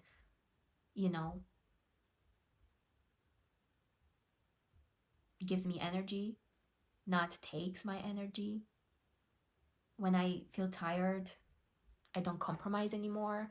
I'm respecting my needs. So we're going to draw a line. And I think that's when all this beautiful energy comes into your life. And this person is going to come with an energy that you actually resonate with, an energy that feels stable. No more chaotic shit, no more crazy stuff happening, no more disrespectful people that are trying to pull you into things that you're not into anymore. It's actually going to be, yeah. And I think you two will recognize each other and you're going to speak the same language. And I think that will feel very significant. But I just want to remind you that, as the oracle card said, let this person lead, let this person offer you, but don't let yourself move forward blindly with them. Because just as you have your lessons about staying connected and present to your needs, they also have lessons, maybe about not putting you on a pedestal like they used to. Maybe about remaining transparent and not keeping important things hidden, you know? Maybe about not being avoidant. Maybe about, you know, remaining transparent, communicating better. They also have their own lessons. And if you don't learn your own lessons and you don't apply what you've learned from your past, and you don't stay present and you don't advocate for yourself, then they're also not going to have to fully integrate their own stuff. And so, no matter how much potential both of you have to actually start something beautiful and stable and secure and grounded together, you will unfortunately still repeat the same patterns.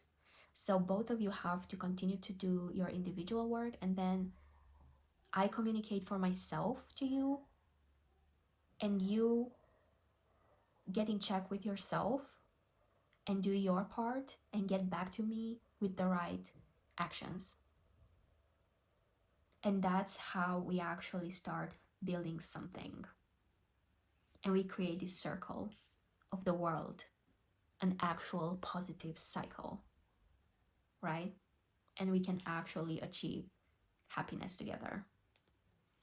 And I see this card here trying to pop up: strength. Have the inner strength to stay in check with yourself, to be honest with yourself, to communicate truthfully and respectfully, because they can totally offer. And it can be like an amazing relationship full of passion, which you like, which you want, you desire. I think I said at the beginning, like, I think you guys are really mirroring, and I think you're on the same wavelength, but there are just a few things that both of you need to have the strength to, you know, remain on track and not just purely go with the flow and then get comfortable with each other and then start repeating the same old mistakes. Let's now go to how the connection will actually develop for you guys. How will the connection develop for group number 2 with their summer love? Please and thank you. How will the connection further develop with groups 2 summer love? Okay, so we have 2 of Cups reversed, the Knight of Wands reversed. How will group number 2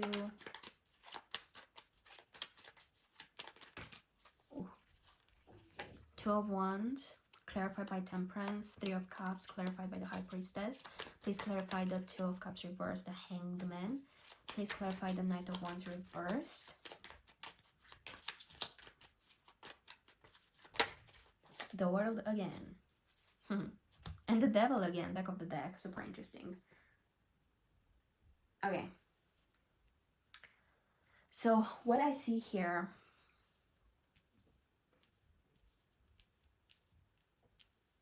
is that you're probably gonna start as friends.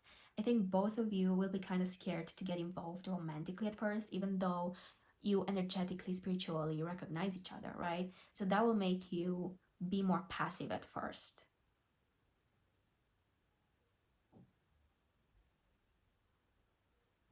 And I think that this connection or reconnection or reunion, because like I said, they might be someone from your group, your community, someone you've maybe worked with, so they might be a person from the past, but I don't think you've been involved with them. I really don't think so. I think that you just had some type of proximity with them in some sort of activity or event, but I don't think you've actually ever even became friends. I think you were at the most acquaintances. So I think that this type of reconnection, or you know, getting kind of like closer a bit together, or having the opportunity to come into contact more often, will trigger you guys to kind of sit on your asses individually to finish what you've started when working on yourselves. You know, getting rid of any internal obstacles, addictions. And we have the Three of Swords, right? So really bringing out one last time the heartache, um, the obsessions, the toxic attachments from the past,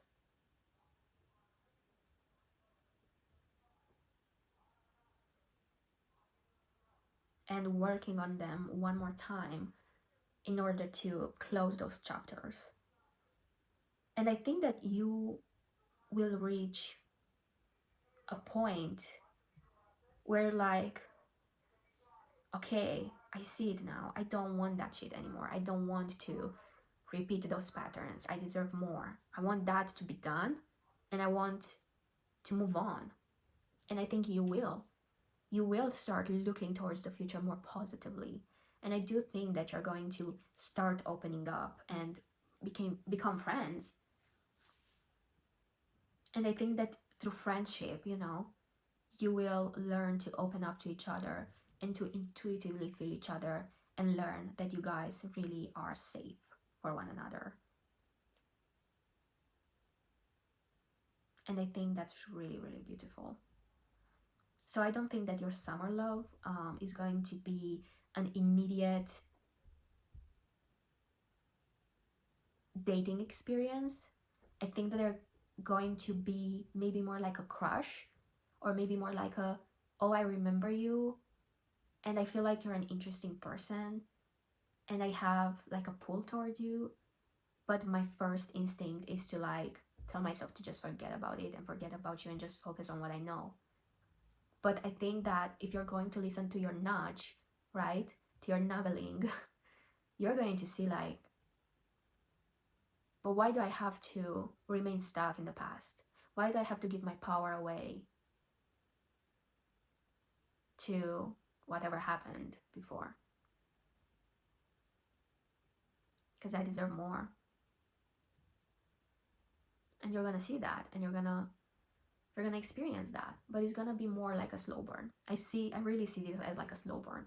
Two people dealing with their own things by themselves, noticing each other with like new eyes and getting an interest, and then, you know, interacting with each other more and more, becoming maybe friends, and developing feelings slowly but surely, while completing their, I'm saying completing their healing journey, but you know, healing never gets actually completed like that. There's always something that pops up that we can work on. But I think what feels like a completion is just getting yourself out of that control freak mentality of I only do what I can control and everything else feels so dangerous that I just cannot interact with it. You know, I think you're actually going to get some faith in yourself and life and start to see life as more magical, and I think it's gonna feel extremely beautiful for you. So yeah, let's see your advice card now. You have soul lesson, surrender. Oh my god, can you even make it fit more? Sacral chakra. And it says your heart is playing your song, door number 1. Incomparable, not comparable, admitting of no comparison with others, without peer or equal, matchless, peerless, transcendent. No lives are the same. And it's true. And I think this card is really telling you to let yourself enjoy life again and start living from a place of curiosity and self-love and faith. I think faith is super important to you. If you've ever experienced faith like that, but you just let go of it in the past, maybe you only need to reconnect to your faith, or maybe you need to connect to your faith differently. But I do think that letting go of control is super important. Not looking, but opening up for synchronicities and symbolism and universal love and self-love through healing activities, through pets, is going to be very important. Also, fire energy is important. You can research more of that. Owls are very important, like I said, animals, all that kind of stuff.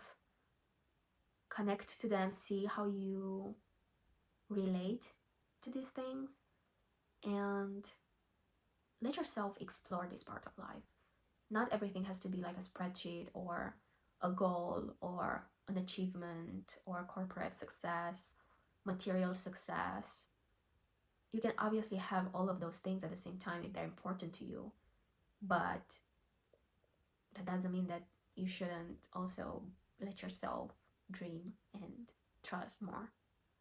Because life is not just black or white, it's gray, and it's not just gray, it has a lot of colors. And you just have to allow yourself to see the colors as well. Okay, so group number 2, I hope you enjoyed your reading. Please leave a like and a subscribe, because that will help me enormously.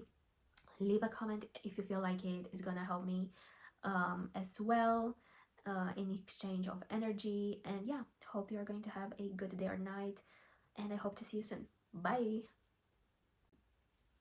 Hi, group number 3. Thank you so much for joining me for this summer love reading.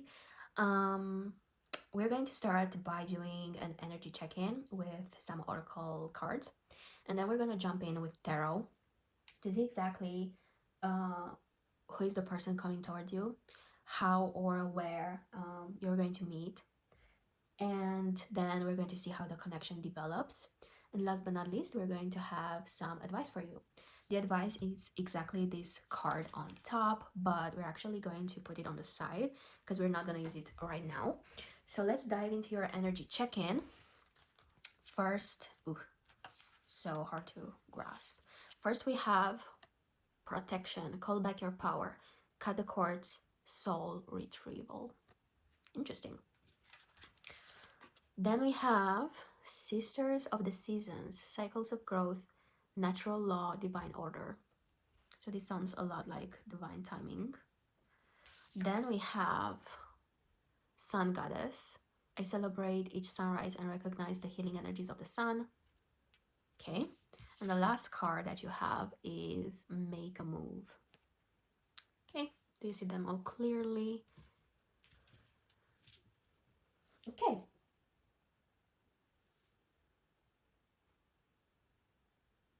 So what I'm getting, first of all, is that you might have had experiences with karmic people, karmic lessons, twin flames maybe, karmic contracts, soul lessons, which might have manifested through toxic relationships. You might have acted from the people pleaser energy, from the chaser energy, maybe having a victim narrative here and there, but see what applies. But with the protection card, there's definitely this energy that you gave a lot of energy to people who did not take care of it and who did not give you energy back in return, you know.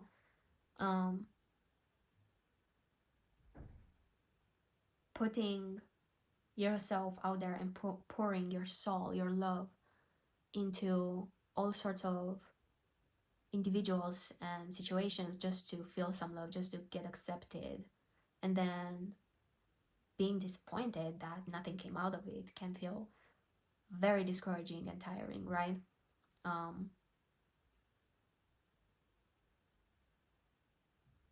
But I think that some of you might also have more of a past life or generational lesson coming in, or maybe pattern that keeps repeating. Maybe you do encounter something that you're not sure exactly why happens, like this thing has been happening for years, maybe every year, maybe around the same time.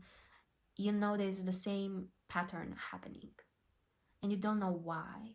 Like, where does this come from, right? Why do I keep attracting the same type of person over and over again, but only in the spring or only in the winter? Or why does this emotional repercussion happen every few months? Although I'm really trying to avoid it, although I'm trying to do the right thing, but I always end up feeling like this, even if context changes, right?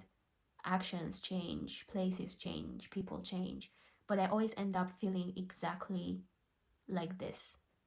Why? And maybe it puts you in this passive, more flat energy. Like you're even scared to do anything. You might be feeling scared to get involved with new people, to interact with new people, because you feel like, what's the point? I always get the same result. No matter what I do, it doesn't seem like it's ever gonna get better. It feels like I'm punished. It feels like I'm cursed or I'm having bad luck, and I'm tired of it. You might even feel depressed. Of course, if that doesn't apply, don't force it. Um, but I think some of you might feel like that, you know. And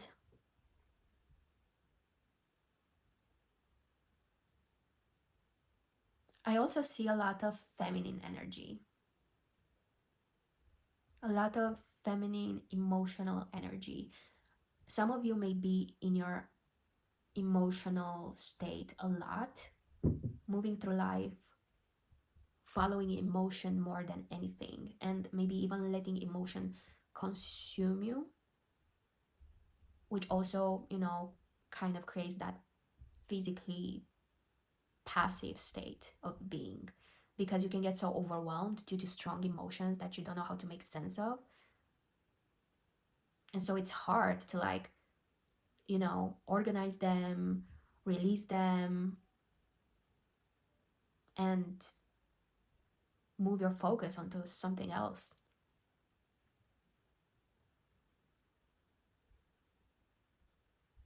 But I think that something that's trying to get your attention is certain lessons that may feel hidden. But I think that the solution is in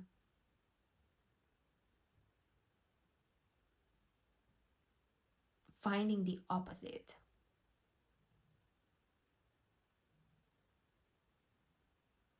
If you always feel like this, then what's the opposite emotion for that?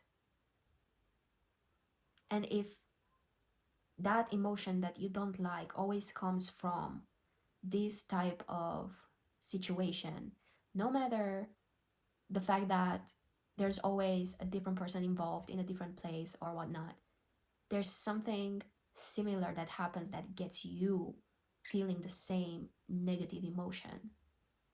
So, what's that thing? Understand it and see what's the opposite of that situation, of that action. What brings you into that situation all the time? There's something unconscious that you're doing, that you're programmed to do, that it's in your either it either comes from programming, like from childhood, or it comes from, like, you know, maybe past lives, maybe generational, um you know, patterns, cycles, courses. For everyone it will be different, but I just want you to know, first of all, that you have power to get away from it. No curse or bad luck is strong enough to impact you, as long as you realize that you have the right for protection, for energetic protection. And the way that you protect yourself is, first of all, just like this card says, call back your power. Like, literally get into this state of reverence for life and for yourself. And maybe even, like, for the first time in your life, allow yourself to talk to something greater than you, that you don't have to be able to define it or label it, but just feel and accept that it is out there.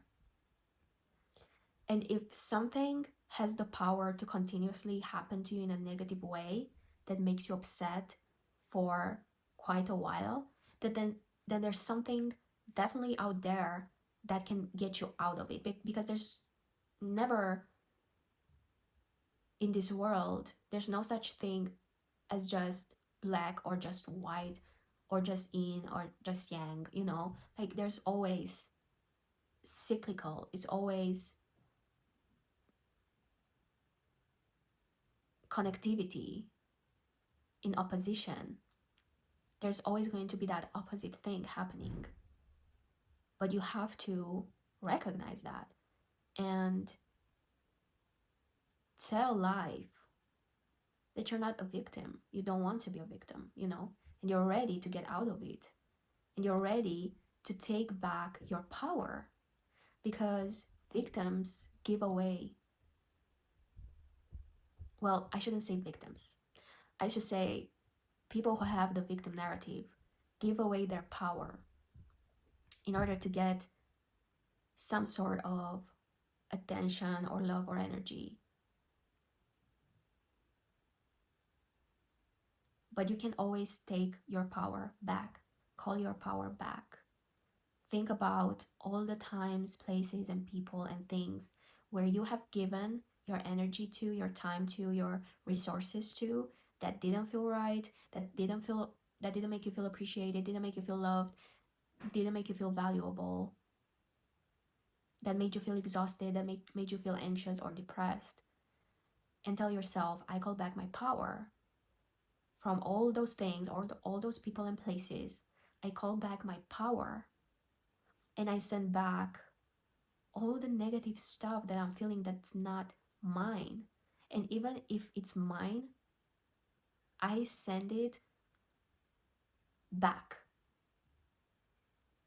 I do not want it. I do not choose it. I choose my light and protection and love and care.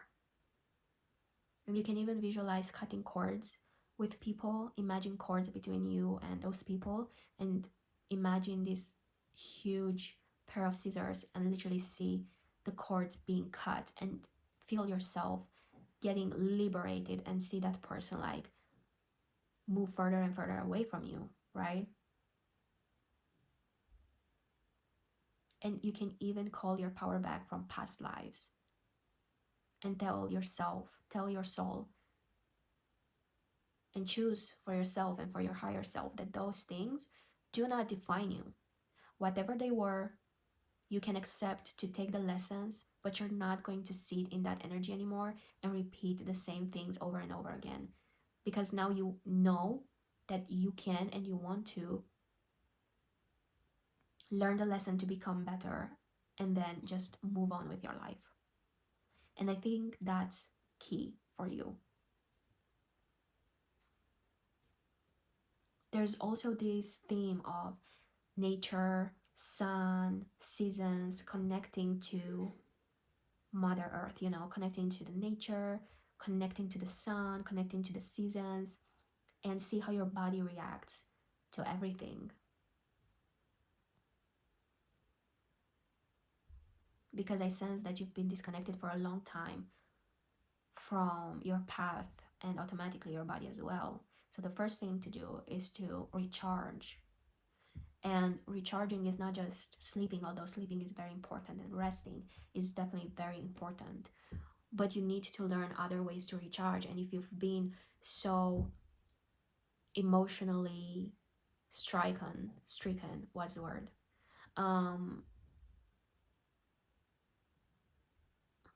You need to emotionally recharge. If you felt kind of depressed for a long time, then you need to spiritually recharge. And with the sun goddess, it's telling you the sun is very important for you. Sit in the sun, of course, protect yourself, use SPF, don't stay to fry your skin, you know, or to start feeling sick from overheating. But allowing yourself more time in the sun is important. More time in the nature. I think water is also important. If you have a river, a lake, an ocean, a sea nearby, I think it will help you to go and connect with water. Meditate in the water, sit in the water. You can also do meditation showers where you shower and you imagine cleansing not only, you know, the physical dirt from your body, but also like energetically, letting go of all worries and negativities and seeing all that stuff go down the drain, right?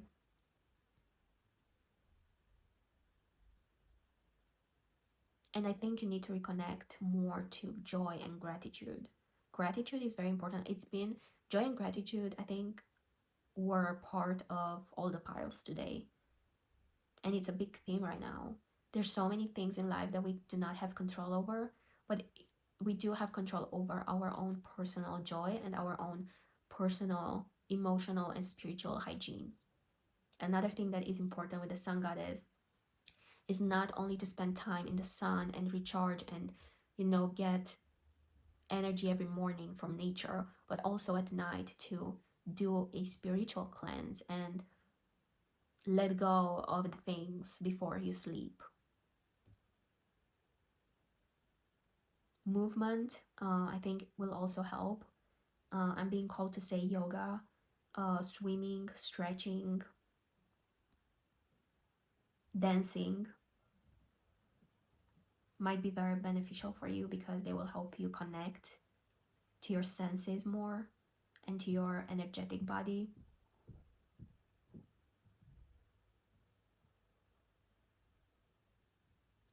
You also have to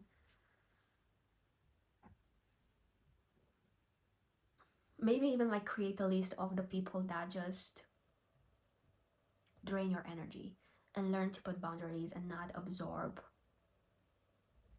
whatever they dump on you.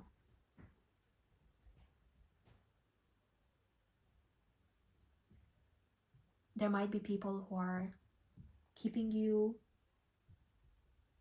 back, or things that are keeping you back from better things, more fulfilling things. You might have jealousy around you. People around you might feel jealous of you. And you need to recognize those people and learn to put boundaries. Learn to protect yourself, not in an aggressive way, but sometimes just not engage, or sometimes just like choose when you engage, where, how much, how often, in which situations. And that's how you build respect for yourself, and that's how also people start respecting you more. And by cleansing yourself energetically, you force them to detach from you. Like someone who doesn't have access to you cannot keep on energetically using you, you know? And when you cleanse on top of that and you cut the cords and you take your power back, they will feel the disconnect even more, to the point where they don't even know how to get your attention anymore. They don't even know what's going on with you. And it's going to bother them, but let them be bothered. That's not your problem, right? Because if they've been toxic and jealous and, you know, making you feel a certain way, you gotta take care of yourself. You gotta learn in this lifetime that you have to take care of yourself first, and other people come second. You're not supposed to put yourself last. That's not what your life is about.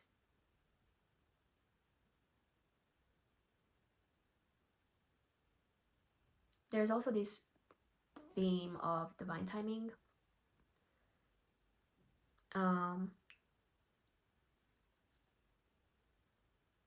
And also noticing how different seasons affect you and learning to live accordingly.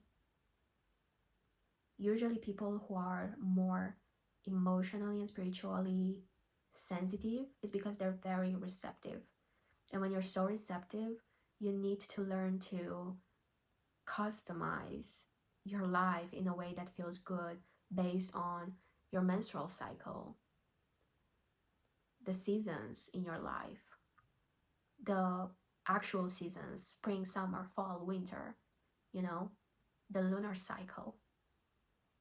And you don't have to implement them all at once, but it's important that you start noticing these things and, you know, maybe start by going through how you're feeling right now, how you're feeling, and explore why you're feeling like that, what's going on, not just inside yourself, but around you. What's been happening? Who has been bothering you more? Who has been trying to get your attention more?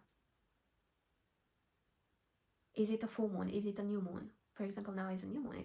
It was the new moon in Taurus this weekend, right? How did you feel this weekend? What's your menstrual cycle telling you? And learn to schedule accordingly. Give yourself more time when you're around your menstrual cycle, right? Your menstrual phase. Allow yourself more joy when you're during ovulation, if that applies. Learn to connect to your body, because your body is part of this world for a reason, with the system that it has, with the intuition that it has. You have a beautiful body, no matter how pretty you think it is or isn't. It is a beautiful body who is trying really hard to protect you and to guide you, and you have to love it. So start doing more things for you. More sun, better food, self-care, rest, energetic cleansing, moving your body in a way that feels good, not just because a sport is popular or cool. Do what feels good for you and your body, because they're not random. We were not born to follow trends. Trends were invented by people, but our bodies were not invented by people, you know? Our bodies were invented by the source. And so whatever you're feeling, it is a sign. It's not annoying. I mean, it is annoying. It can be annoying when you've gotten so far by not listening to your body that it's just a constant anxiety attack or a constant pain, like literal pain, chronic pain, right? Or every now and then you get sick and you're like, why do I always get sick? Well, your body's trying to tell you something, but you're not listening. You may be taking care of yourself in the basic way, but are you taking care of yourself in the way that you actually deserve?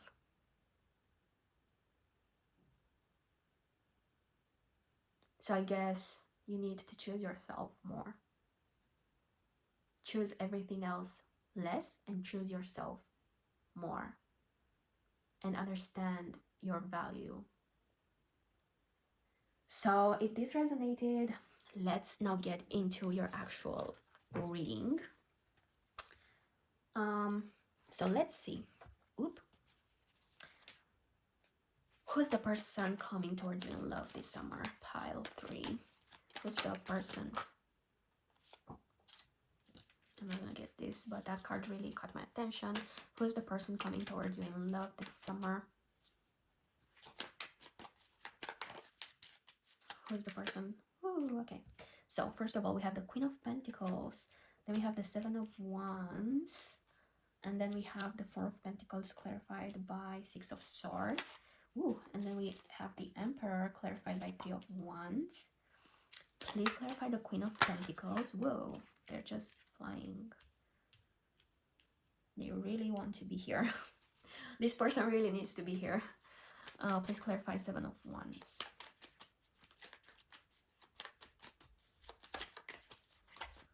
Who's the person coming towards you in love this summer? Please clarify the Seven of Wands. Okay. We have Judgment, King of Swords, and the Ace of Cups. And let's see the back of the deck real quick. We have the Page of Swords. Okay, so what I'm sensing is that this person is hardworking with a lot of dreams. They're really used to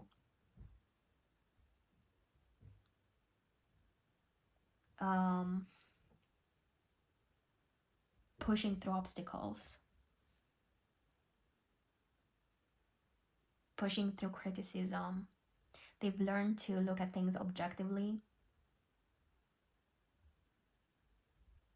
and to open up themselves for their potential, not for what other people are saying. I think they haven't had a necessarily easy journey.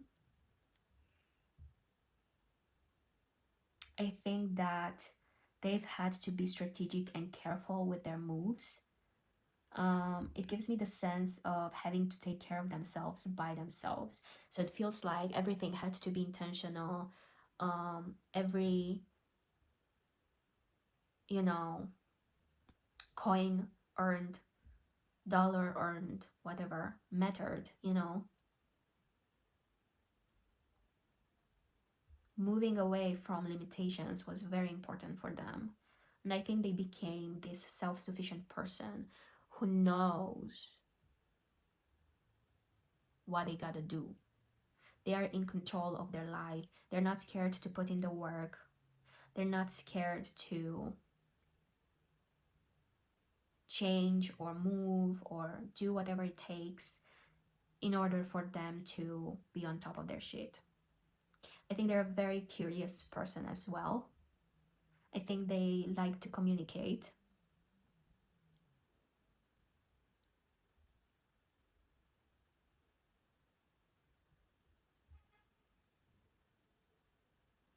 I do think that they might have a bit of a chaotic energy because they're so curious and their imagination is so creative that they might want sometimes to do more than they can actually healthily accomplish. I think they might be a bit too strict with certain things because that's how they learned to survive. That's what produced results in their lives. Um, I think that they might tend to be a bit authoritative, not necessarily with close people, but I do think that they're serious and respectful and respected in whatever they're doing. Um, and they might be a bit just rigid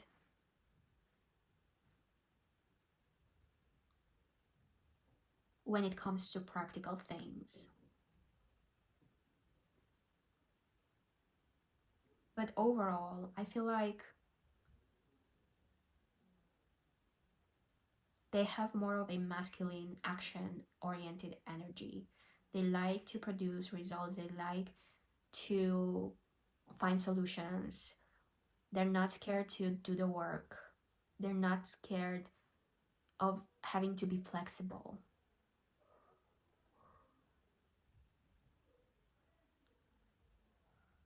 But I do think that they care a lot about respect and being respected for the amount of work that they had to put in order to be successful. And I think they don't take hardworking people lightly. I think they respect that a lot in people. But I do think they have the tendency to kind of get involved in too much and kind of like forget about their personal life altogether. It's like they're so used to working that they don't even think about other things. Like, work and safety and stability is what they eat, pray, and love. But I think they're open. I think they have an open mindset. It's just that nothing really caught their eye until now that felt worthy of stopping and shifting a bit energetically, right? So I feel like when they do get into contact with you, they see you as worthy, you know, because they're the type of person that will not invest anything into something that just doesn't feel like has a purpose, a reason, a potential sense, it must provide them something like that energetically in order for them to stop and start investing. Because I think that they felt for a lot of time that resources were limited, time and energy were limited, so everything had to be super intentional. And so when you as a person become the main way of accomplishing everything in your life, then you start to really care a lot about how you manage your time and energy, right?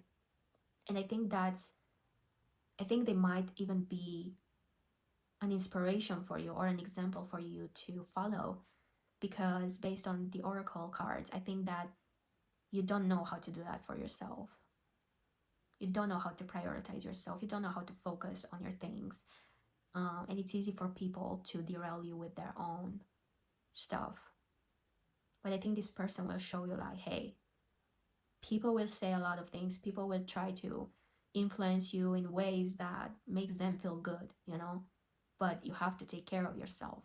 So I think this person will be a really good example of that, and will be even someone that might be easy to talk to because they like to communicate. And when they're, they find someone that seems receptive at what they're already doing and what their life is about, I think they really like to open up and share the wisdom, share the experience, share even their like life lessons and how they got to where they got.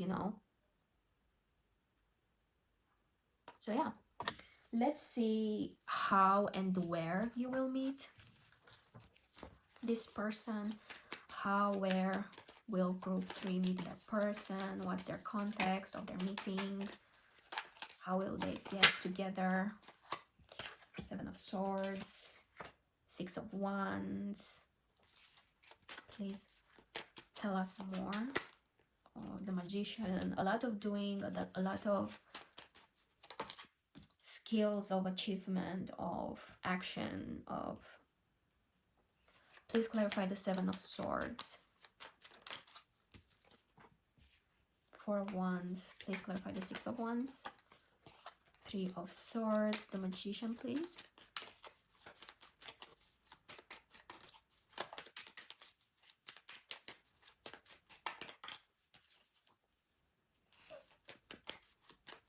The Knight of Wands, please. 10 of Wands. Okay. And back of the deck, we have the Knight of Swords. I do think it's going to be... Okay, so I see multiple scenarios here. I think that it's either going to be through a course or someone's achieved something, someone is promoted and you're there celebrating and you meet this person. Therapy comes into my mind. You might have the same therapist and you kind of like bump into each other while you start working on yourself, either going to therapy or going through some sort of guidance, a coach, alternative medicine, while you're trying to understand something.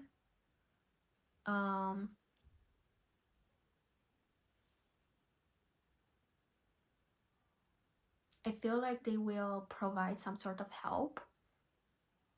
You might start to work with them, or you might become their client maybe. Of course, only take what resonates. But I do think that you will see them as someone capable who can and is willing to help you. Or even more so, you might have the sense that they were meant to help you, meant to teach you, meant to help you build that clarity for yourself.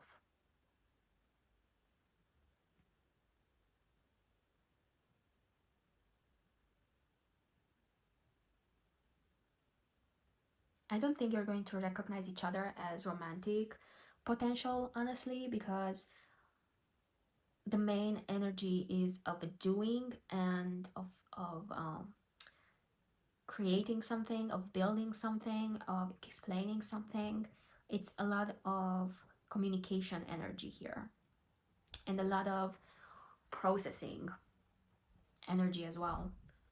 I think they're more like already capable, doing, kind of successful, um, skilled, and it might make you feel maybe a bit intimidated because you might perceive yourself as broken, unfulfilled, kind of like all over the place, maybe more naive or more like emotionally open, but you might perceive yourself harshly in a way that's not beneficial. You might see yourself like too emotionally open and vulnerable. And I think that you might see yourself like tired and defeated.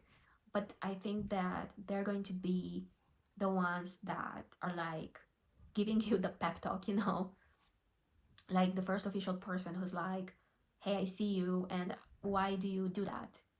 You know, and it might even like startle you, like, wait, what? And they're gonna be like, yeah, you, like, what's going on? Do you need help? I can help you.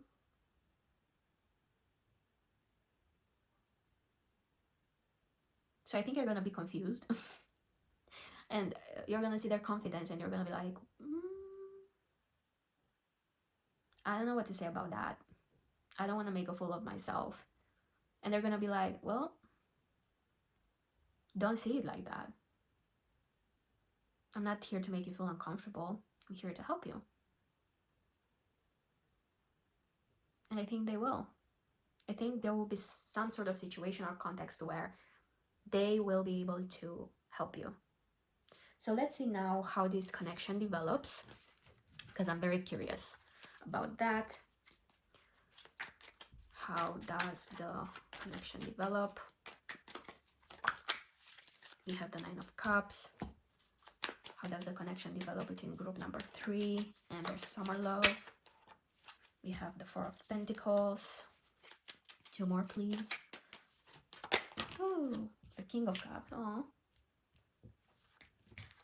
1 more, please. How does the connection develop between group number 3 and their summer love?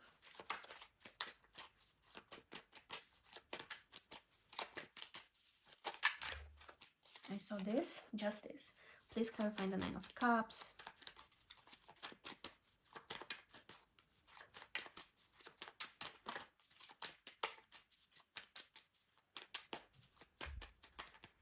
The Hermit.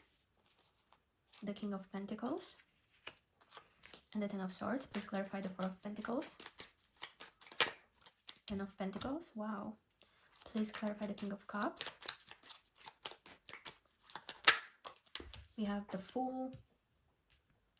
We have the Six of Swords. And we have the Chariot. So nice. And please clarify the Justice. So we have Ace of Pentacles and Strength. And back of the deck, we have the Magician. This is amazing. I really think that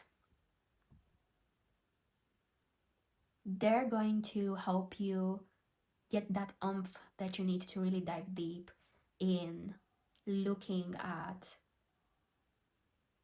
yourself clearly and seeing that there's not just hurt there. I think that you're really going to see your value because they make you feel like you belong to something that actually respects you, someone that actually respects you, sees your value, and is not going to take advantage of you. I think that you feel that internally, that they're not going to take advantage of you and that they're serious. They're not playing, they're not running, they're not joking, they're not manipulating. They're a self-sufficient person who's reliable, who's hardworking, and who's not here to mess around. And you can feel that power, you know, that integrity. It's integrity that you're feeling, and it makes you feel safe. It makes you feel seen. Like, oh, if this amazingly developed, self-developed person sees me like that, then maybe I'm really not this weakling that I thought I was.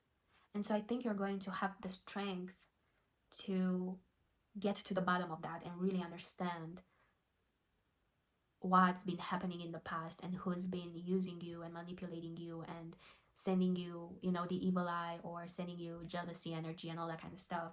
And I think you're gonna decide for yourself that you want different, and you're going to start anew because you feel inspired by this person who has their shit together and you want to be like them. And I think they're going to actually support you in doing that. And you're going to feel a bit messy at first, a bit scared, but I think you're determined. I think you're determined because the more you look at this person and you allow them to actually influence you in a positive way, the more you see how loving they are underneath that tough and smart exterior,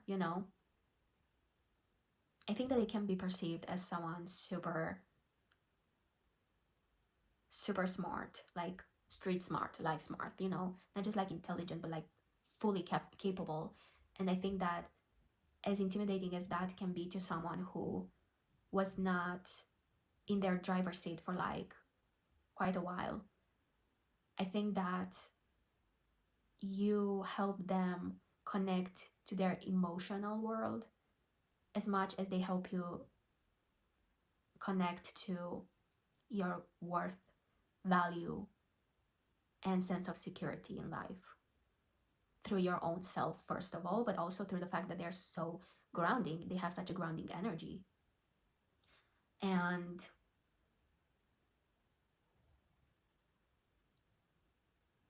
I do sense that you might actually be able to start off a relationship with them, not necessarily in the summer, because I sense that throughout the summer you're actually to be exploring all these things by yourself, and then together throughout the type of activities that you engage with them.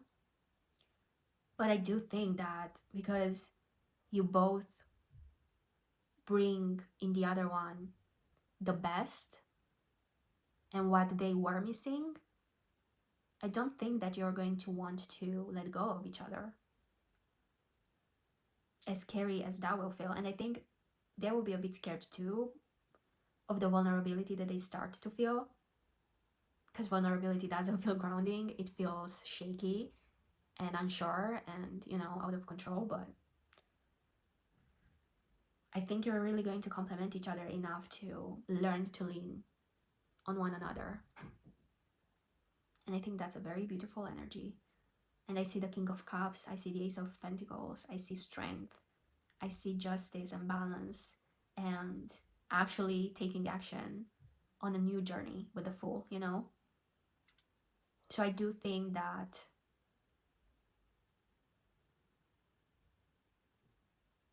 you two really have potential, as long as you both open up to each other and follow kind of like each other's lead,